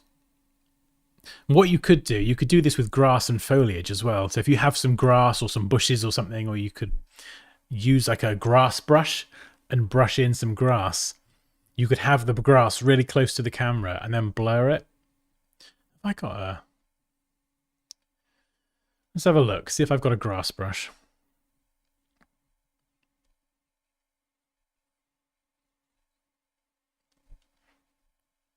Quick question, says Yannick. How could you adjust versions again at the end of your work via Camera Raw filter and a smart object? We will get there. We're going to wrap up with Camera Raw. I will show you, my friend. Don't you worry. What was I doing? Come on down, focus.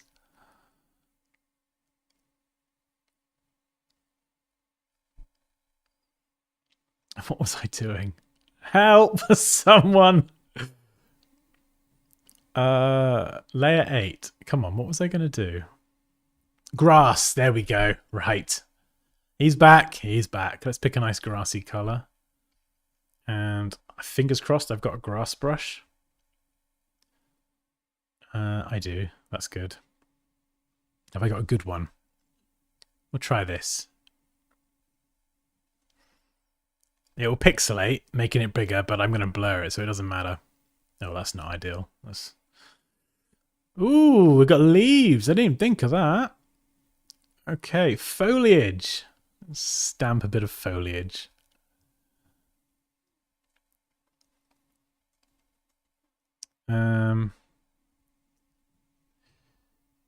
Oh, that might be good, actually.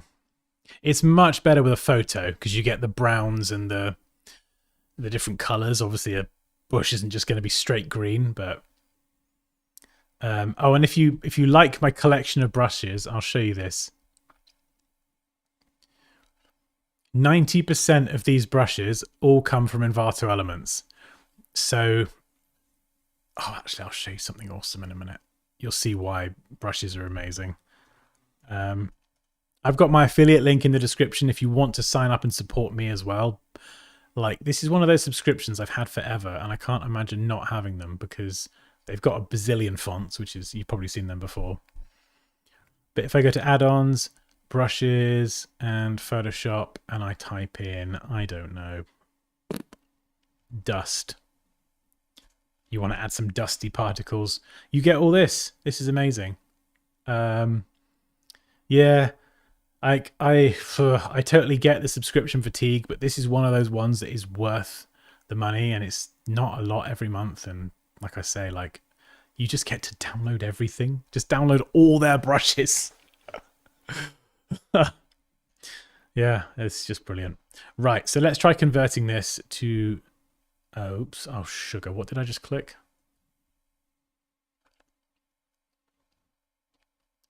Let's try blurring it. It might... No, it looks a bit rubbish.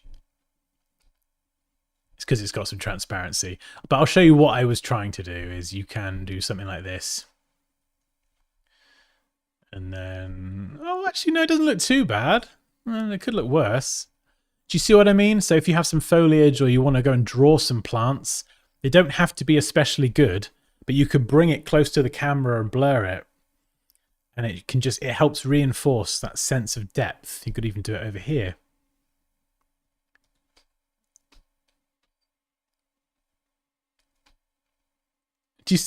That isn't too bad. It could be worse. I've probably dialed the blur up too much there.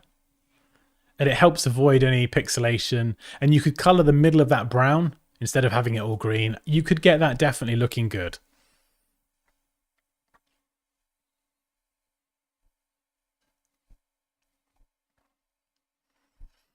Yeah, well, as you saw, Omar, you can definitely get it looking fake. Use reference images with blur. Use reference images, and my advice would be to start small and slowly build it up. Because yes, you can definitely make things look fake if you crank it too far. Even this cliff here, I don't think that looks... where's that bit of... Oh, no. Yeah, that. I'm not sure about that. I could get it looking good, but it would take some tinkering. Looks a bit weird at the minute.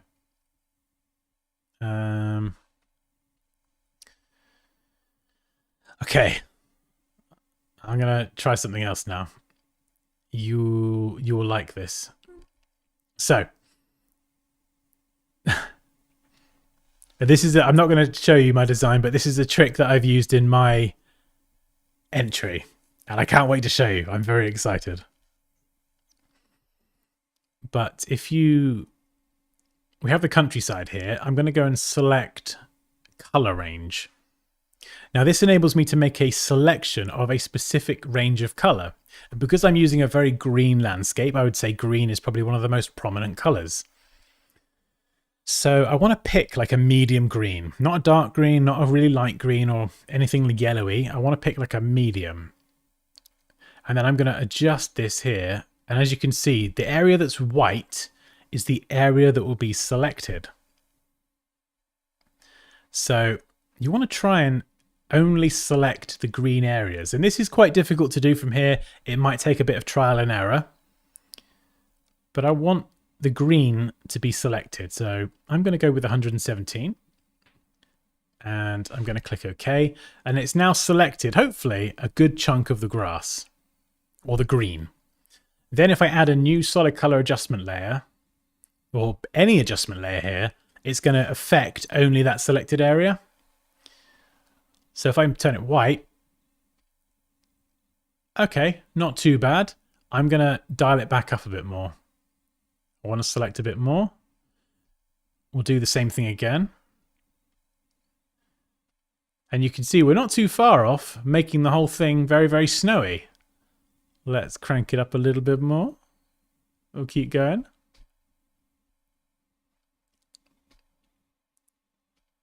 That's a bit better. We've got some green left, but we can fix that. So we've got snow. And then I'm going to use a feature that I don't use very often at all, but it's quite useful in this specific scenario. And that's Channel Mixer. And I've got to remember how I did this. I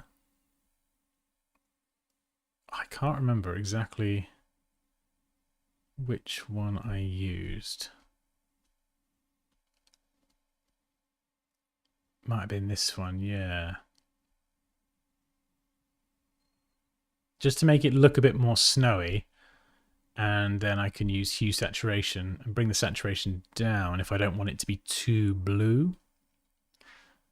And I've just done this very, very quickly, but these three adjustment layers can turn it from a very cloudy normal day to a snowy landscape.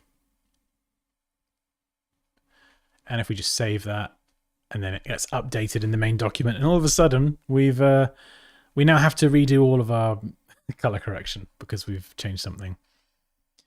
But yeah, so we might need to change our color balance adjustment layer. Now we've added snow.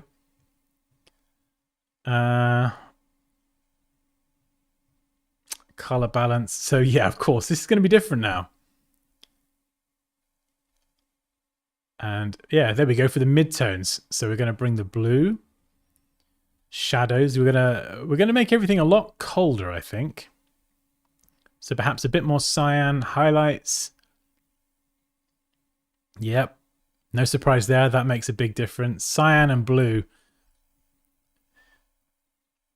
Another trick as well, if you want to work in temperatures, is photo filter. You've got your cooling filters and your warming filters. Now, I don't use this a lot anymore. I just use the color balance adjustment layers, but you can try this. And as you can see, it does a pretty decent job, just like a hole-in-one kind of pick which one you want. I'm going to go with this one. You can adjust the density. That's not a bad job, actually. You can see the result is pretty similar, but it's a much simpler way of just picking like a warmer or a cooler color. So we've got two different ones. I'm going to keep this as the dry landscape, and then I'm going to keep this as the snowy one. So if I do jump back into that layer and think, oh, do you know what? I don't want snow. I could turn all those layers off, save and update. But I'm going to keep it snowy for now because it's a bit different.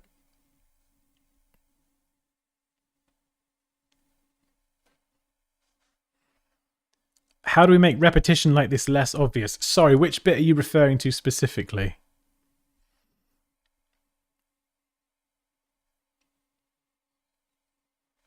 At the top of the navigation bar. Ooh, which filter would that be? One of these? I mean, you could go the neural filter route, but I mean, I tried that for a snowy one recently. The results can be a bit patchy and not very high quality. And the last time I tried neural filters, it didn't even work. So I adjusted the sliders and nothing happened. So I don't know. I feel like neural filters can be very, very useful sometimes, especially if you want like an effect quickly. But I don't really use them. I prefer to kind of use the core tools to get what I want, because then I can adjust it with a bit more flexibility. Now we do have some yucky yellowness down here, which does look a bit blah. And I think that is that's the axe shadow. No, it's not. It's that. There we go. Okay. So let's... Oh, it's both of them. Yeah, they're not blending too well. Let's try and fix that. There we go. Multiply. That did a slightly better job. I could even try, and this is a nifty little trick, desaturate it a little bit. And let's go back to a normal brush. We don't need that leaf anymore. No, that doesn't work. That's not very helpful. Yeah, you want to try and avoid that sort of yellowishness. So let's see if we can diagnose why that is. So it's the exposure adjustment layer. I think it's okay. Yeah, if I bring the exposure down, it can look a bit rubbish. I would bring it up to get rid of the yellowness and then drag maybe down the gamma. Try that.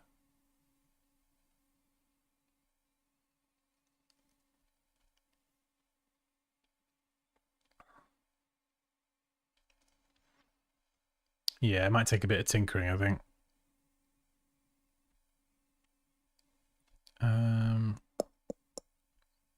Wonder if I do blending options.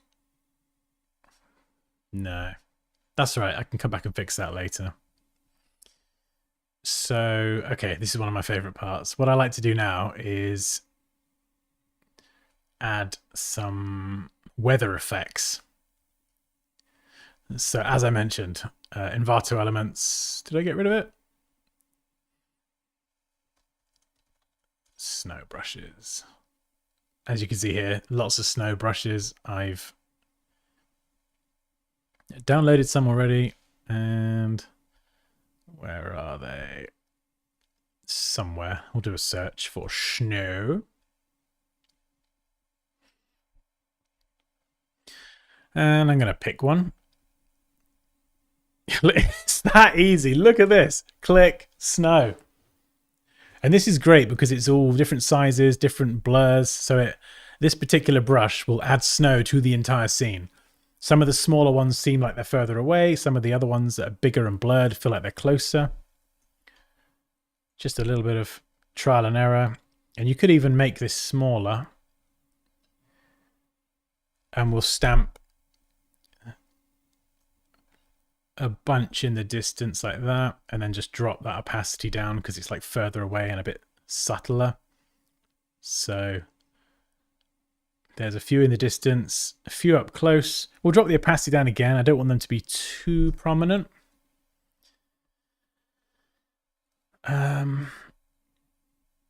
It's pretty crazy. I'm going to add some snow to the axe as well. So let's grab one of my other snow brushes. Might be one of these, maybe. I'm hoping this will let me work with it. Yeah, this... I'm going to make it nice and small.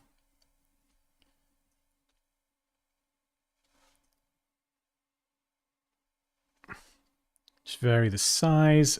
Use the arrow keys to adjust the rotation as well, so you can kind of get around some corners. We'll flip it around the other way. Because we're stamping the same brush here, we want to make this as random as possible.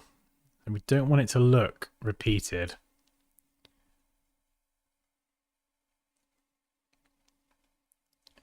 So, and then I'm going to add a bit on the handle.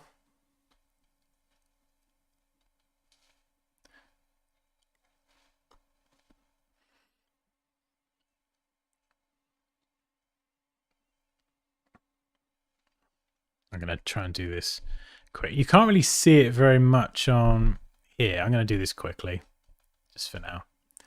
I could drop those highlights down, just to make it a bit obvious. I'm just going out there. As you can see, you could spend a lot longer than me doing this bit.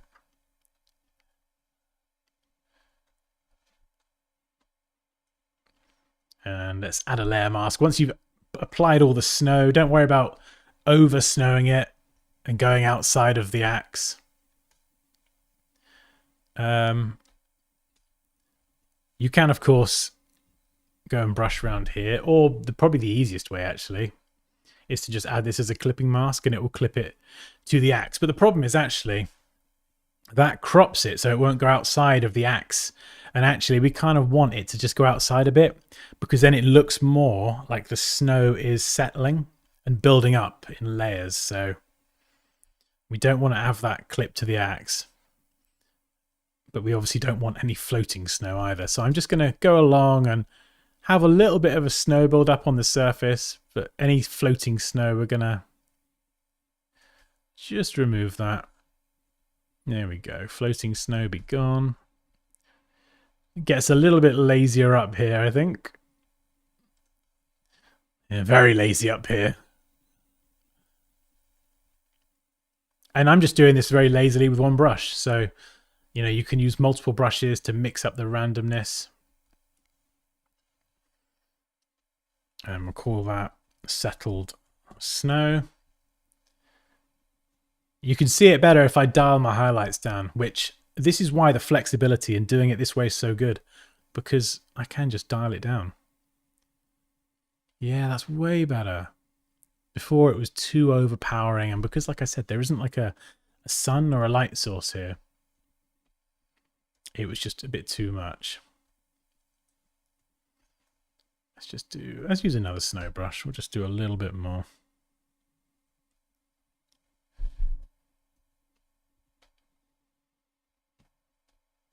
Oops. When you're doing this, make sure you can see here, make sure you're brushing on the right one. So I'm brushing on the layer there to add to that layer, but then if I want to remove, I've got to go on the mask. Just make sure because you can select the layer and the mask independently. Just make sure you do that.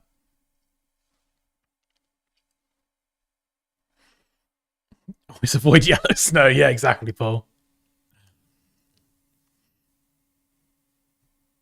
It reminds me of Klaus Oldenburg. His oversized sculptures of everyday objects in various settings. Nice. Yes, I do, John. I stream usually twice a week, Tuesday and Thursday, at 3 p.m. BST, which is UK time. I try and stick to that as often as I can around kids and other responsibilities anyway. So again, here, these shadows now are a bit darker, and I think it changes now I've actually changed the landscape to snow. So, you know, Ideally, I would have done that earlier in the process, but it's good to be able to make those changes on a fundamental level and then go back and know how to adjust the different things. We've got to fix that yellow snow though.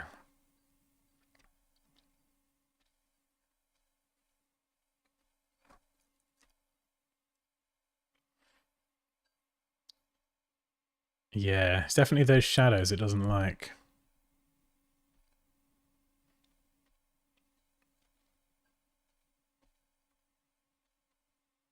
Let's have a play.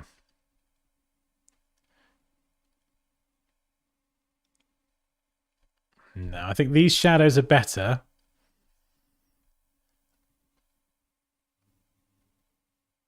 Sometimes different blending modes can give a better result, but it's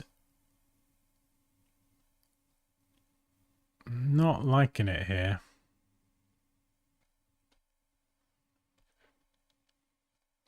I wonder if we can just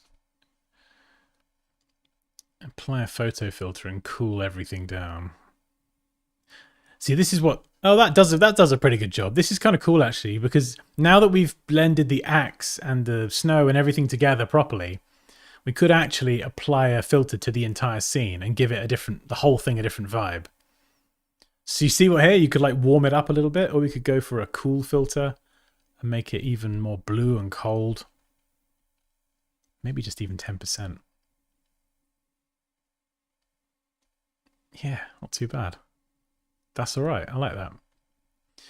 So let's say you finished your design, you're really happy. What we're going to do with the camera raw filter is go select all and then copy merged and then paste. This will paste in at the very top of your layer stack a flattened version of your entire design. First thing we're going to do is give it a name and convert this to a smart object. Very, very important step. Then go to filter, camera raw filter, and well, this is incredibly powerful in and of itself. What you can do here is utterly ridiculous. But the ones I like to focus on mostly are texture, clarity, and grain. I like a bit of noise. If you want a bit more noise in your image, let's show you what noise looks like. You can make it as grainy as you like. If you want your design to look a bit older, or if it's done at nighttime, typically with photography at nighttime, you're going to get a little bit more noise in your shot, potentially. So you might want that in a dark one.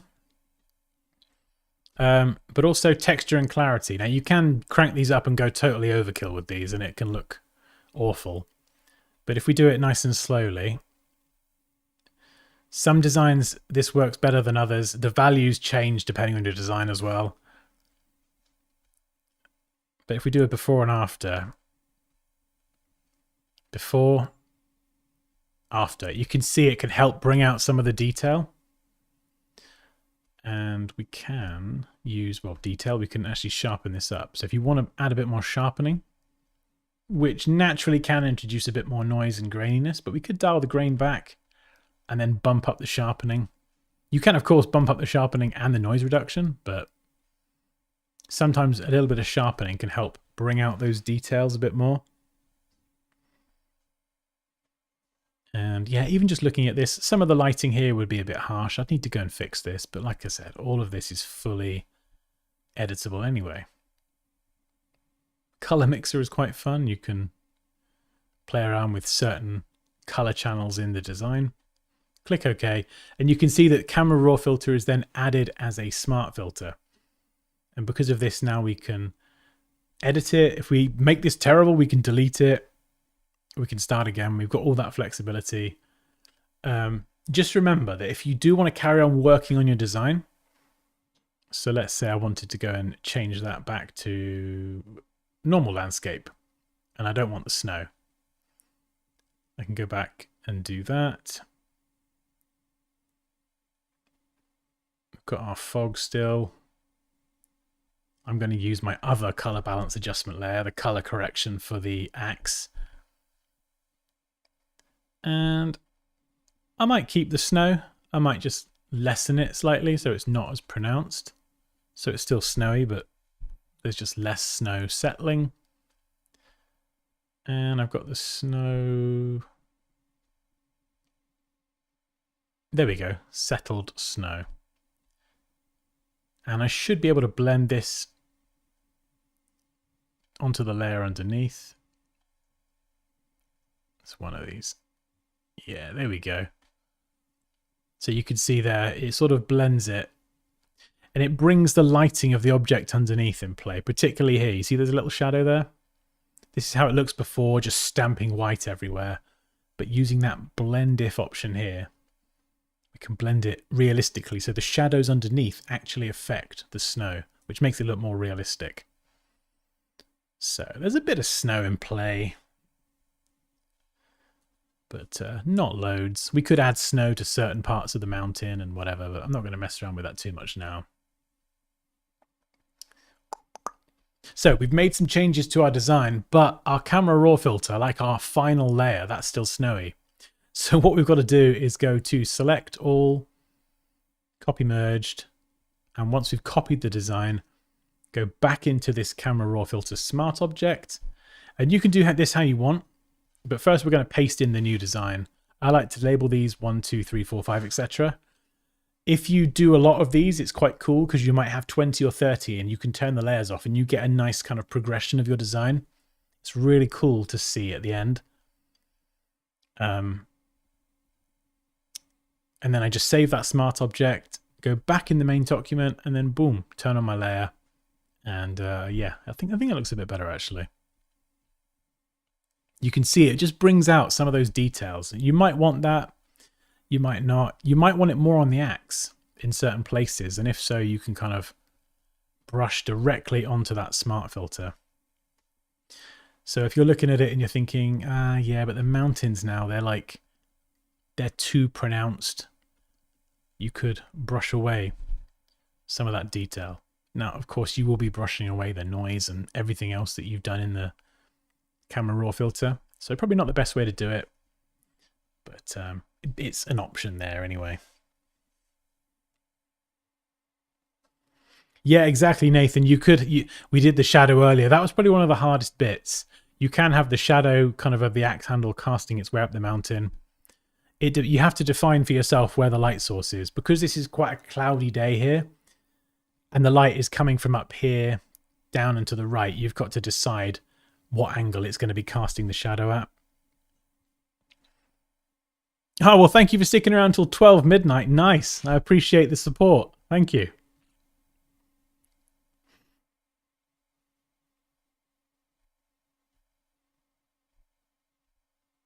Yeah, we've added some snow. And I'm taking it away again.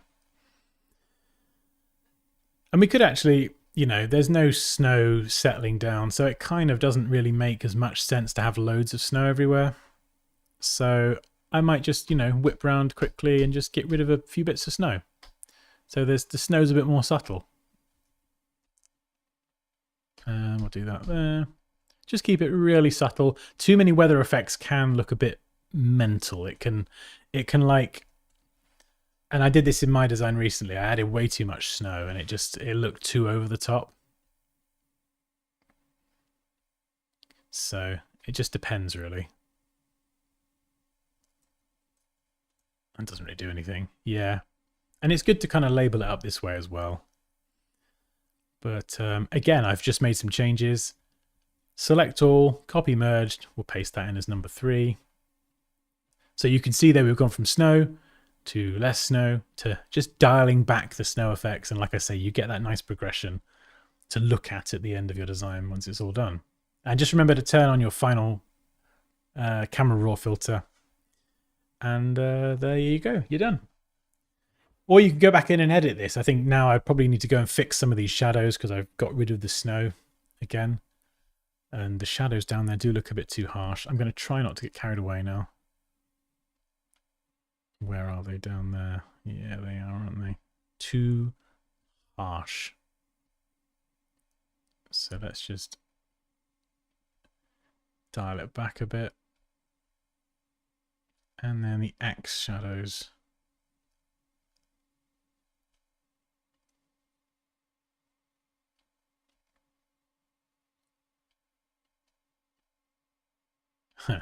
Yeah, honestly, I could spend all day doing this, but I'm going to try not to. But yeah, this is a good one to practice. So if you want to practice everything I've done today, feel free to download the images, enter the competition, or don't. Just use it as practice. Or what you could do is take another... oops, where are we going? Not there. Take another image. Try it with Big Ben, or the car, or a different tool. Try the hammer, perhaps. Or the, I don't know, whatever this is. Some sort of... Looks like some sort of workshop farming tool. I've got no idea. Or the dinosaur. Try it with the dinosaur, because that's a completely different material to wood. And we could even just lastly add a bit of texture. Oops. No, we didn't want to do that, did we? Sorry, Illustrator. I got your hopes up then, didn't I, Illustrator? You're going to have to go, I'm afraid. All right. So we could copy this texture, and then we could add this directly in here, or I could go back into the Axe Smart Objects itself, and I could then clip that just to the axe head. And just add some grimy texture, add a levels adjustment there. Not grimy, sorry. Grimy is not the word at all. Grungy, that's the word. Introduce a bit more contrast with a levels adjustment layer. Desaturate to whip out the color, and then we could use a blending mode to just blend a bit of texture onto the axe head.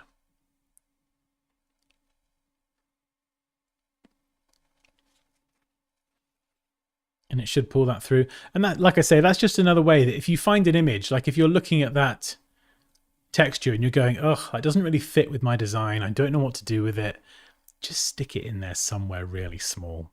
You know, just bury the texture in there. As long as you've used it, that does fulfill the rules. Copy merged. One thing I will say is, though, don't do the camera raw thing too early in the process. Your design shouldn't depend on a few texture and clarity settings with camera raw. And the downside to doing this too early on is every time you make a change, you've got to go and update this in the smart object, and eventually it will bloat your file size and slow your process down because everything will just be stuttering to a crawl. So the camera raw thing, leave that to the very end. That feature should just be enhancing what is already looking amazing. Just don't depend on it too much. I'd say the same thing with blending modes as well. Don't be too heavily dependent on blending modes to blend different images together. I've made that mistake many, many times, especially if I was trying to rush a design as well. I would just try some blending modes and it wouldn't work, and I would be disappointed with the end result. And as you've probably seen today, we've barely used any blending modes. I think a few of them, but the difference that they've made is so minimal, and most of it was done with adjustment layers. Yeah, you could do camera grain as well. There's loads of different settings in the thing, camera raw filter. All of this feels a bit overwhelming to me. Don't worry, Raquel. I think once you, I know you've enrolled in the new Photoshop course coming on the 20th of October, if anyone's interested. But once you understand the fundamentals of Photoshop, I think you will feel much, much more confident. In the course, we do a lot of adjustment layer stuff. We go through that on like a very, very basic level first, and then we use some of these advanced techniques later in the course. Yeah, adjustment layers, some of the effects as well. Masking is really difficult if you're new to Photoshop. All this stuff here with the black and white mask attached to every layer, is to get your head around that is a real headache at first. But once I've explained it to you, I'll try and explain it as best as I can in the course. And once you understand masks, you'll probably never use the eraser tool again. It's just because it's like the same thing, but you just get more flexibility. So don't worry. And if you do get stuck with Photoshop or you get overwhelmed or anything, I will be here to support you. So don't worry about that. But yeah, I can totally appreciate that. I've just been doing it all obsessively for so long that, I mean, even this, I could take this and try and improve it, but yeah, it just, I think even with this, the secret ingredient for something like this to get better is time as well. You know, I might look at this now, take an hour away, go to the gym, go out, have a walk, and then come back and look at it and go, oh yeah, those shadows are a bit rubbish, aren't they? I'll tweak that. You see things differently once you've kind of given your eyes a break, you know? Where can you find the pictures? Yannick, they are in the community. So if you check the stream description, there's a link to join the community. And in the community, there is a tab with all the details about the competition, how to enter. The deadline is next Thursday, so you've got a whole week left. And all the images are in there as well. So there's a big post that I've written that has all the rules, the details, and there's a Dropbox link. Can't speak. Dropbox link on that post where you can download everything. Hello from Kansas City, USA. Hello. How you doing?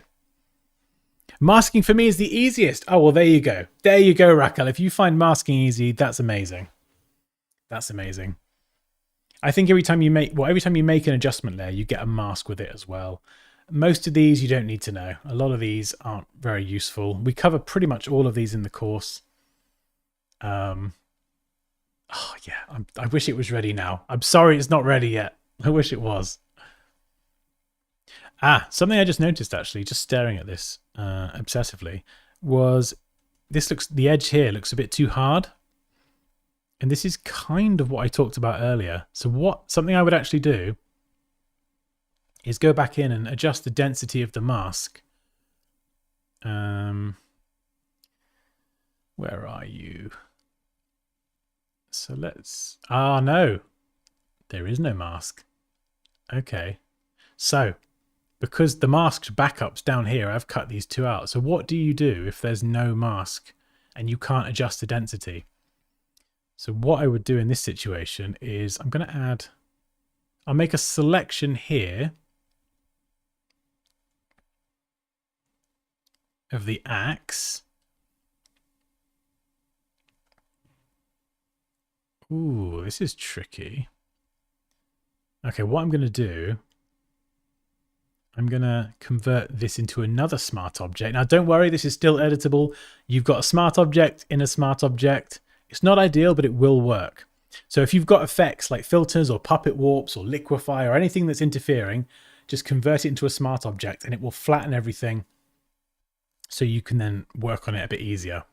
If you combine puppet warp with liquefy, for example, and masks, it can get a bit bonkers. So now I can make a selection of just the axe by holding Command or Control over that thumbnail on the layer and clicking. And what I'm going to do is, you can see the selection's pretty good. I'm going to go modify and I'm going to contract it. This will bring the selection in. Now, if you do expand, it will push it out. I'm going to contract it by 2 pixels. Sorry, there is a pop-up box. It keeps going on the wrong screen. So a real small value, and watch what happens when I click this. Okay, it's done that a bit too much then, so I'm going to undo that. I'm going to go 1 pixel. We'll contract it by a single pixel, and it cuts into the product ever so slightly. What I'm going to do now, and depending on the size of your image, this value will change, so you might need to trial and error this a bit. I'm going to go feather, and I'm going to go a very low value, 0.3. I'm going to try this. Now when I click OK, nothing changes. However, as soon as I add a layer mask, you'll see that it will mask that and it will include that feathering. So this is what it looked like before.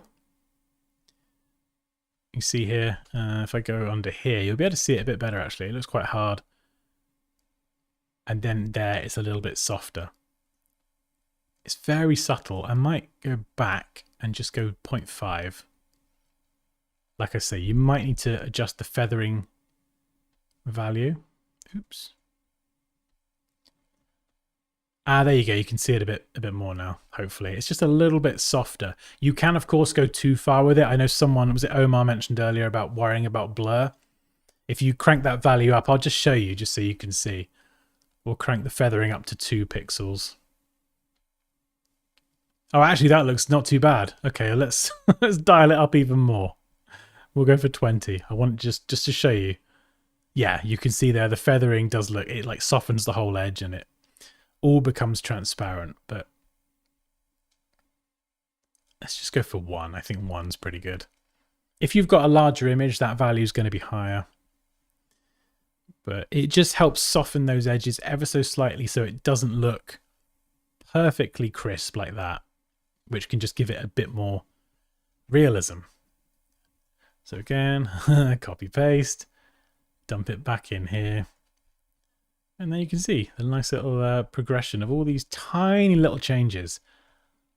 And this is cool when it gets to like 20 or 30 because you'll see all these little changes that you'll make and you'll slowly see the design improve, and you'll look back and you'll think, oh wow, I thought the design was good when it was like number 10, and I'm, you know, but now I'm at 30 and I've added all these details and you can see that progression, and it's a nice thing to look back on. Ice tongs. Oh, nice. Thank you for that.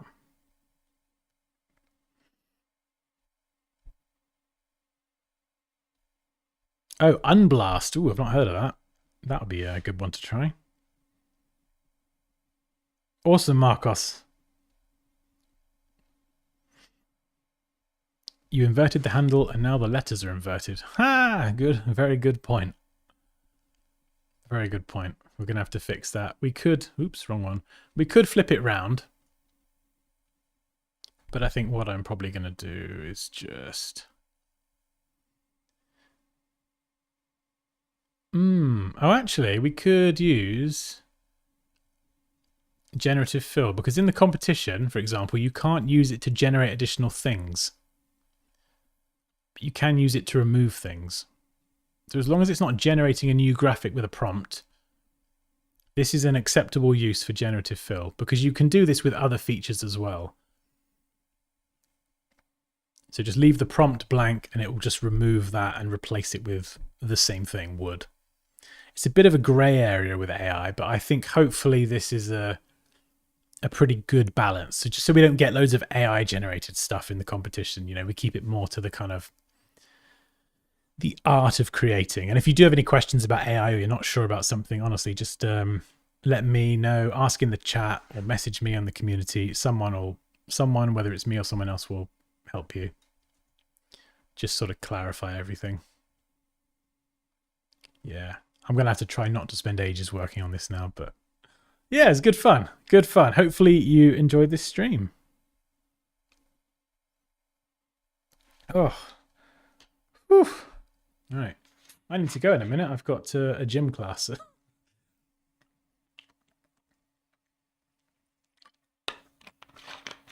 My goodness. Nearly 3 hours. Excellent. Does anyone have any questions for me before we go? And if you've enjoyed this stream, please do let me know. Like if everyone suddenly, if I get like an influx of messages saying that was amazing, please do more of this, then it lets me know that this is what people want me to do more of. I know sometimes we do logos and things on stream and it's a lot of fun and I love doing that, and we still got Jason's logo to finish off. But I think it'd be good to mix in some more structured stuff like this, where we just kind of get into Photoshop and Illustrator and we do like a full project like this, and you can kind of not only see the tools and the techniques and the features, but how they actually work in a real world scenario and how they kind of all come together.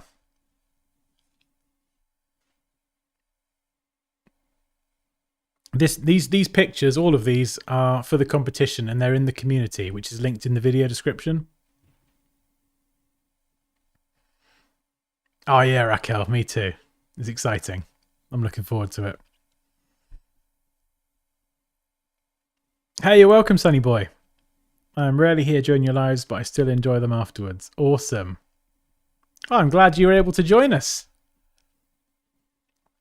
Do we have any lurkers in the chat today? Anyone lurking in the chat who hasn't said hello? We love our lurkers.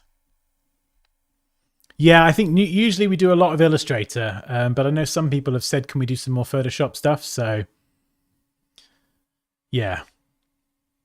That was the kind of the main idea for this one. And it's kind of relevant to the competition as well, you know. I think it makes sense with the competition running to kind of do a quick demonstration of a lot of the things that I've used in my own entry. I was doing it the other day and I thought I should probably show people this, just so, especially if someone's not as confident in Photoshop, it's just going to kind of give them a few tricks and tips that they can then bring into their competition entry. So I kind of wanted to do this before next Thursday rolls around.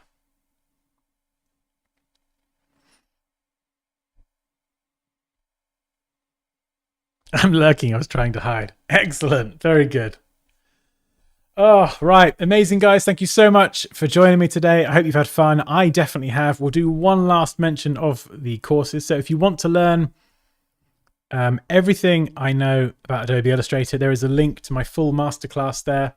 And I've also got a Photoshop course and an Illustrator course, more aimed at beginners to intermediate level. That is coming on the 20th of October. So yeah, if you want to support me and learn all of my secrets about Photoshop and Illustrator, those courses are going to be the best place to do it, because the goal with all my courses is to take all the stuff in my head, all that knowledge, and just package that up into something that I can teach someone else. Essentially, I'm trying to like do the matrix with my knowledge. I want to just download it all from my brain into someone else's so they can just start creating. Because let's be honest, the creating part and taking our own ideas and making things and all that stuff, that is the fun part. So the quicker I can teach someone everything that I've learned and all the mistakes to avoid and things in the last, like, I don't know, 20 years, the quicker someone else can just start designing, whether they're a student or maybe you want a career change. Maybe you've done something else your entire life and you just, you know, you want to do something different and you're thinking, I might be a bit behind. Well, the way these courses are structured is just designed to teach you everything you need to know to get you going right away. So what do you think about Piximperfect? I think he looks like a cool guy. I've never met him personally, Unmesh. And he's always got very cool hair and facial hair. Yeah, no, he seems like a cool guy. Maybe I'll get the chance to meet him one day. He's definitely knowledgeable of Photoshop, and yeah, his content is very, very well explained, and he's always smiling. He's so happy as well. I think whenever he's teaching, whether it's like an event or on a video, he seems really happy to be there. I get a good energy from Unmesh. Yeah, great content. Yeah, bring your own laptop.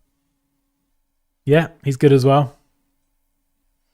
I'm in the community, but I can't find the pictures. Yannick, are you on your phone or are you on a computer?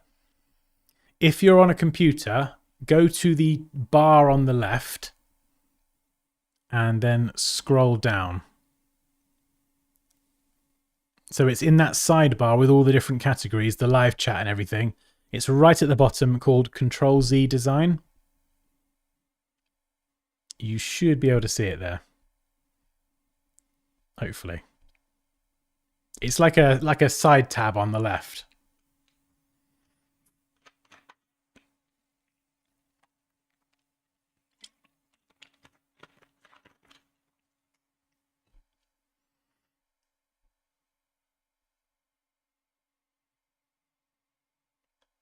Bear with me a second, I'll show you. For anyone who's not sure where the images are, I'll just whip this up quickly so you can see. So if you're a member of the course, you get access to all of these private channels. It's like a members only area. But then down here, you've got the live chat and you've got the competition there. And right at the top, you click see more. You can see all the rules, all the stuff here about the competition. And then there's a Dropbox link to download all the images. Hopefully that helps anyway. It's a bit more fiddly on mobile. But if you do spend a lot of time in the community, this is the app you want. So this app is for iOS and Android, and it's basically an app just for the community, and it's better than like the mobile app. So, well, sorry, the mobile website. So if you spend a lot of time in the community or you want to chat lots, that's the app you want to get for your phone because it's just for that part of the community. When will the next competition be? Let's finish this one first. It's definitely going to be a regular thing. I like doing these competitions; they're fun, and I think people enjoy entering them as well. So the app is very buggy, though. Oh, is it? I've not experienced that. I'm on iOS. Right, I've got to go because I've got my class soon. Yeah, have fun with it. And if you do get stuck, Raquel, or you've got a specific question, just give me a message. Yeah, I know the course isn't out yet, but you've still got access to the members area and to me. So if you have any questions, send me a DM, post anything, whatever you like. I'm here to support you. So pillage my brain for knowledge, I guess is what I'm saying. Hey, you're welcome, Moosh. Oh, that was a big one. Oh, got to be careful there. Nearly broke the desk in half. Goodness.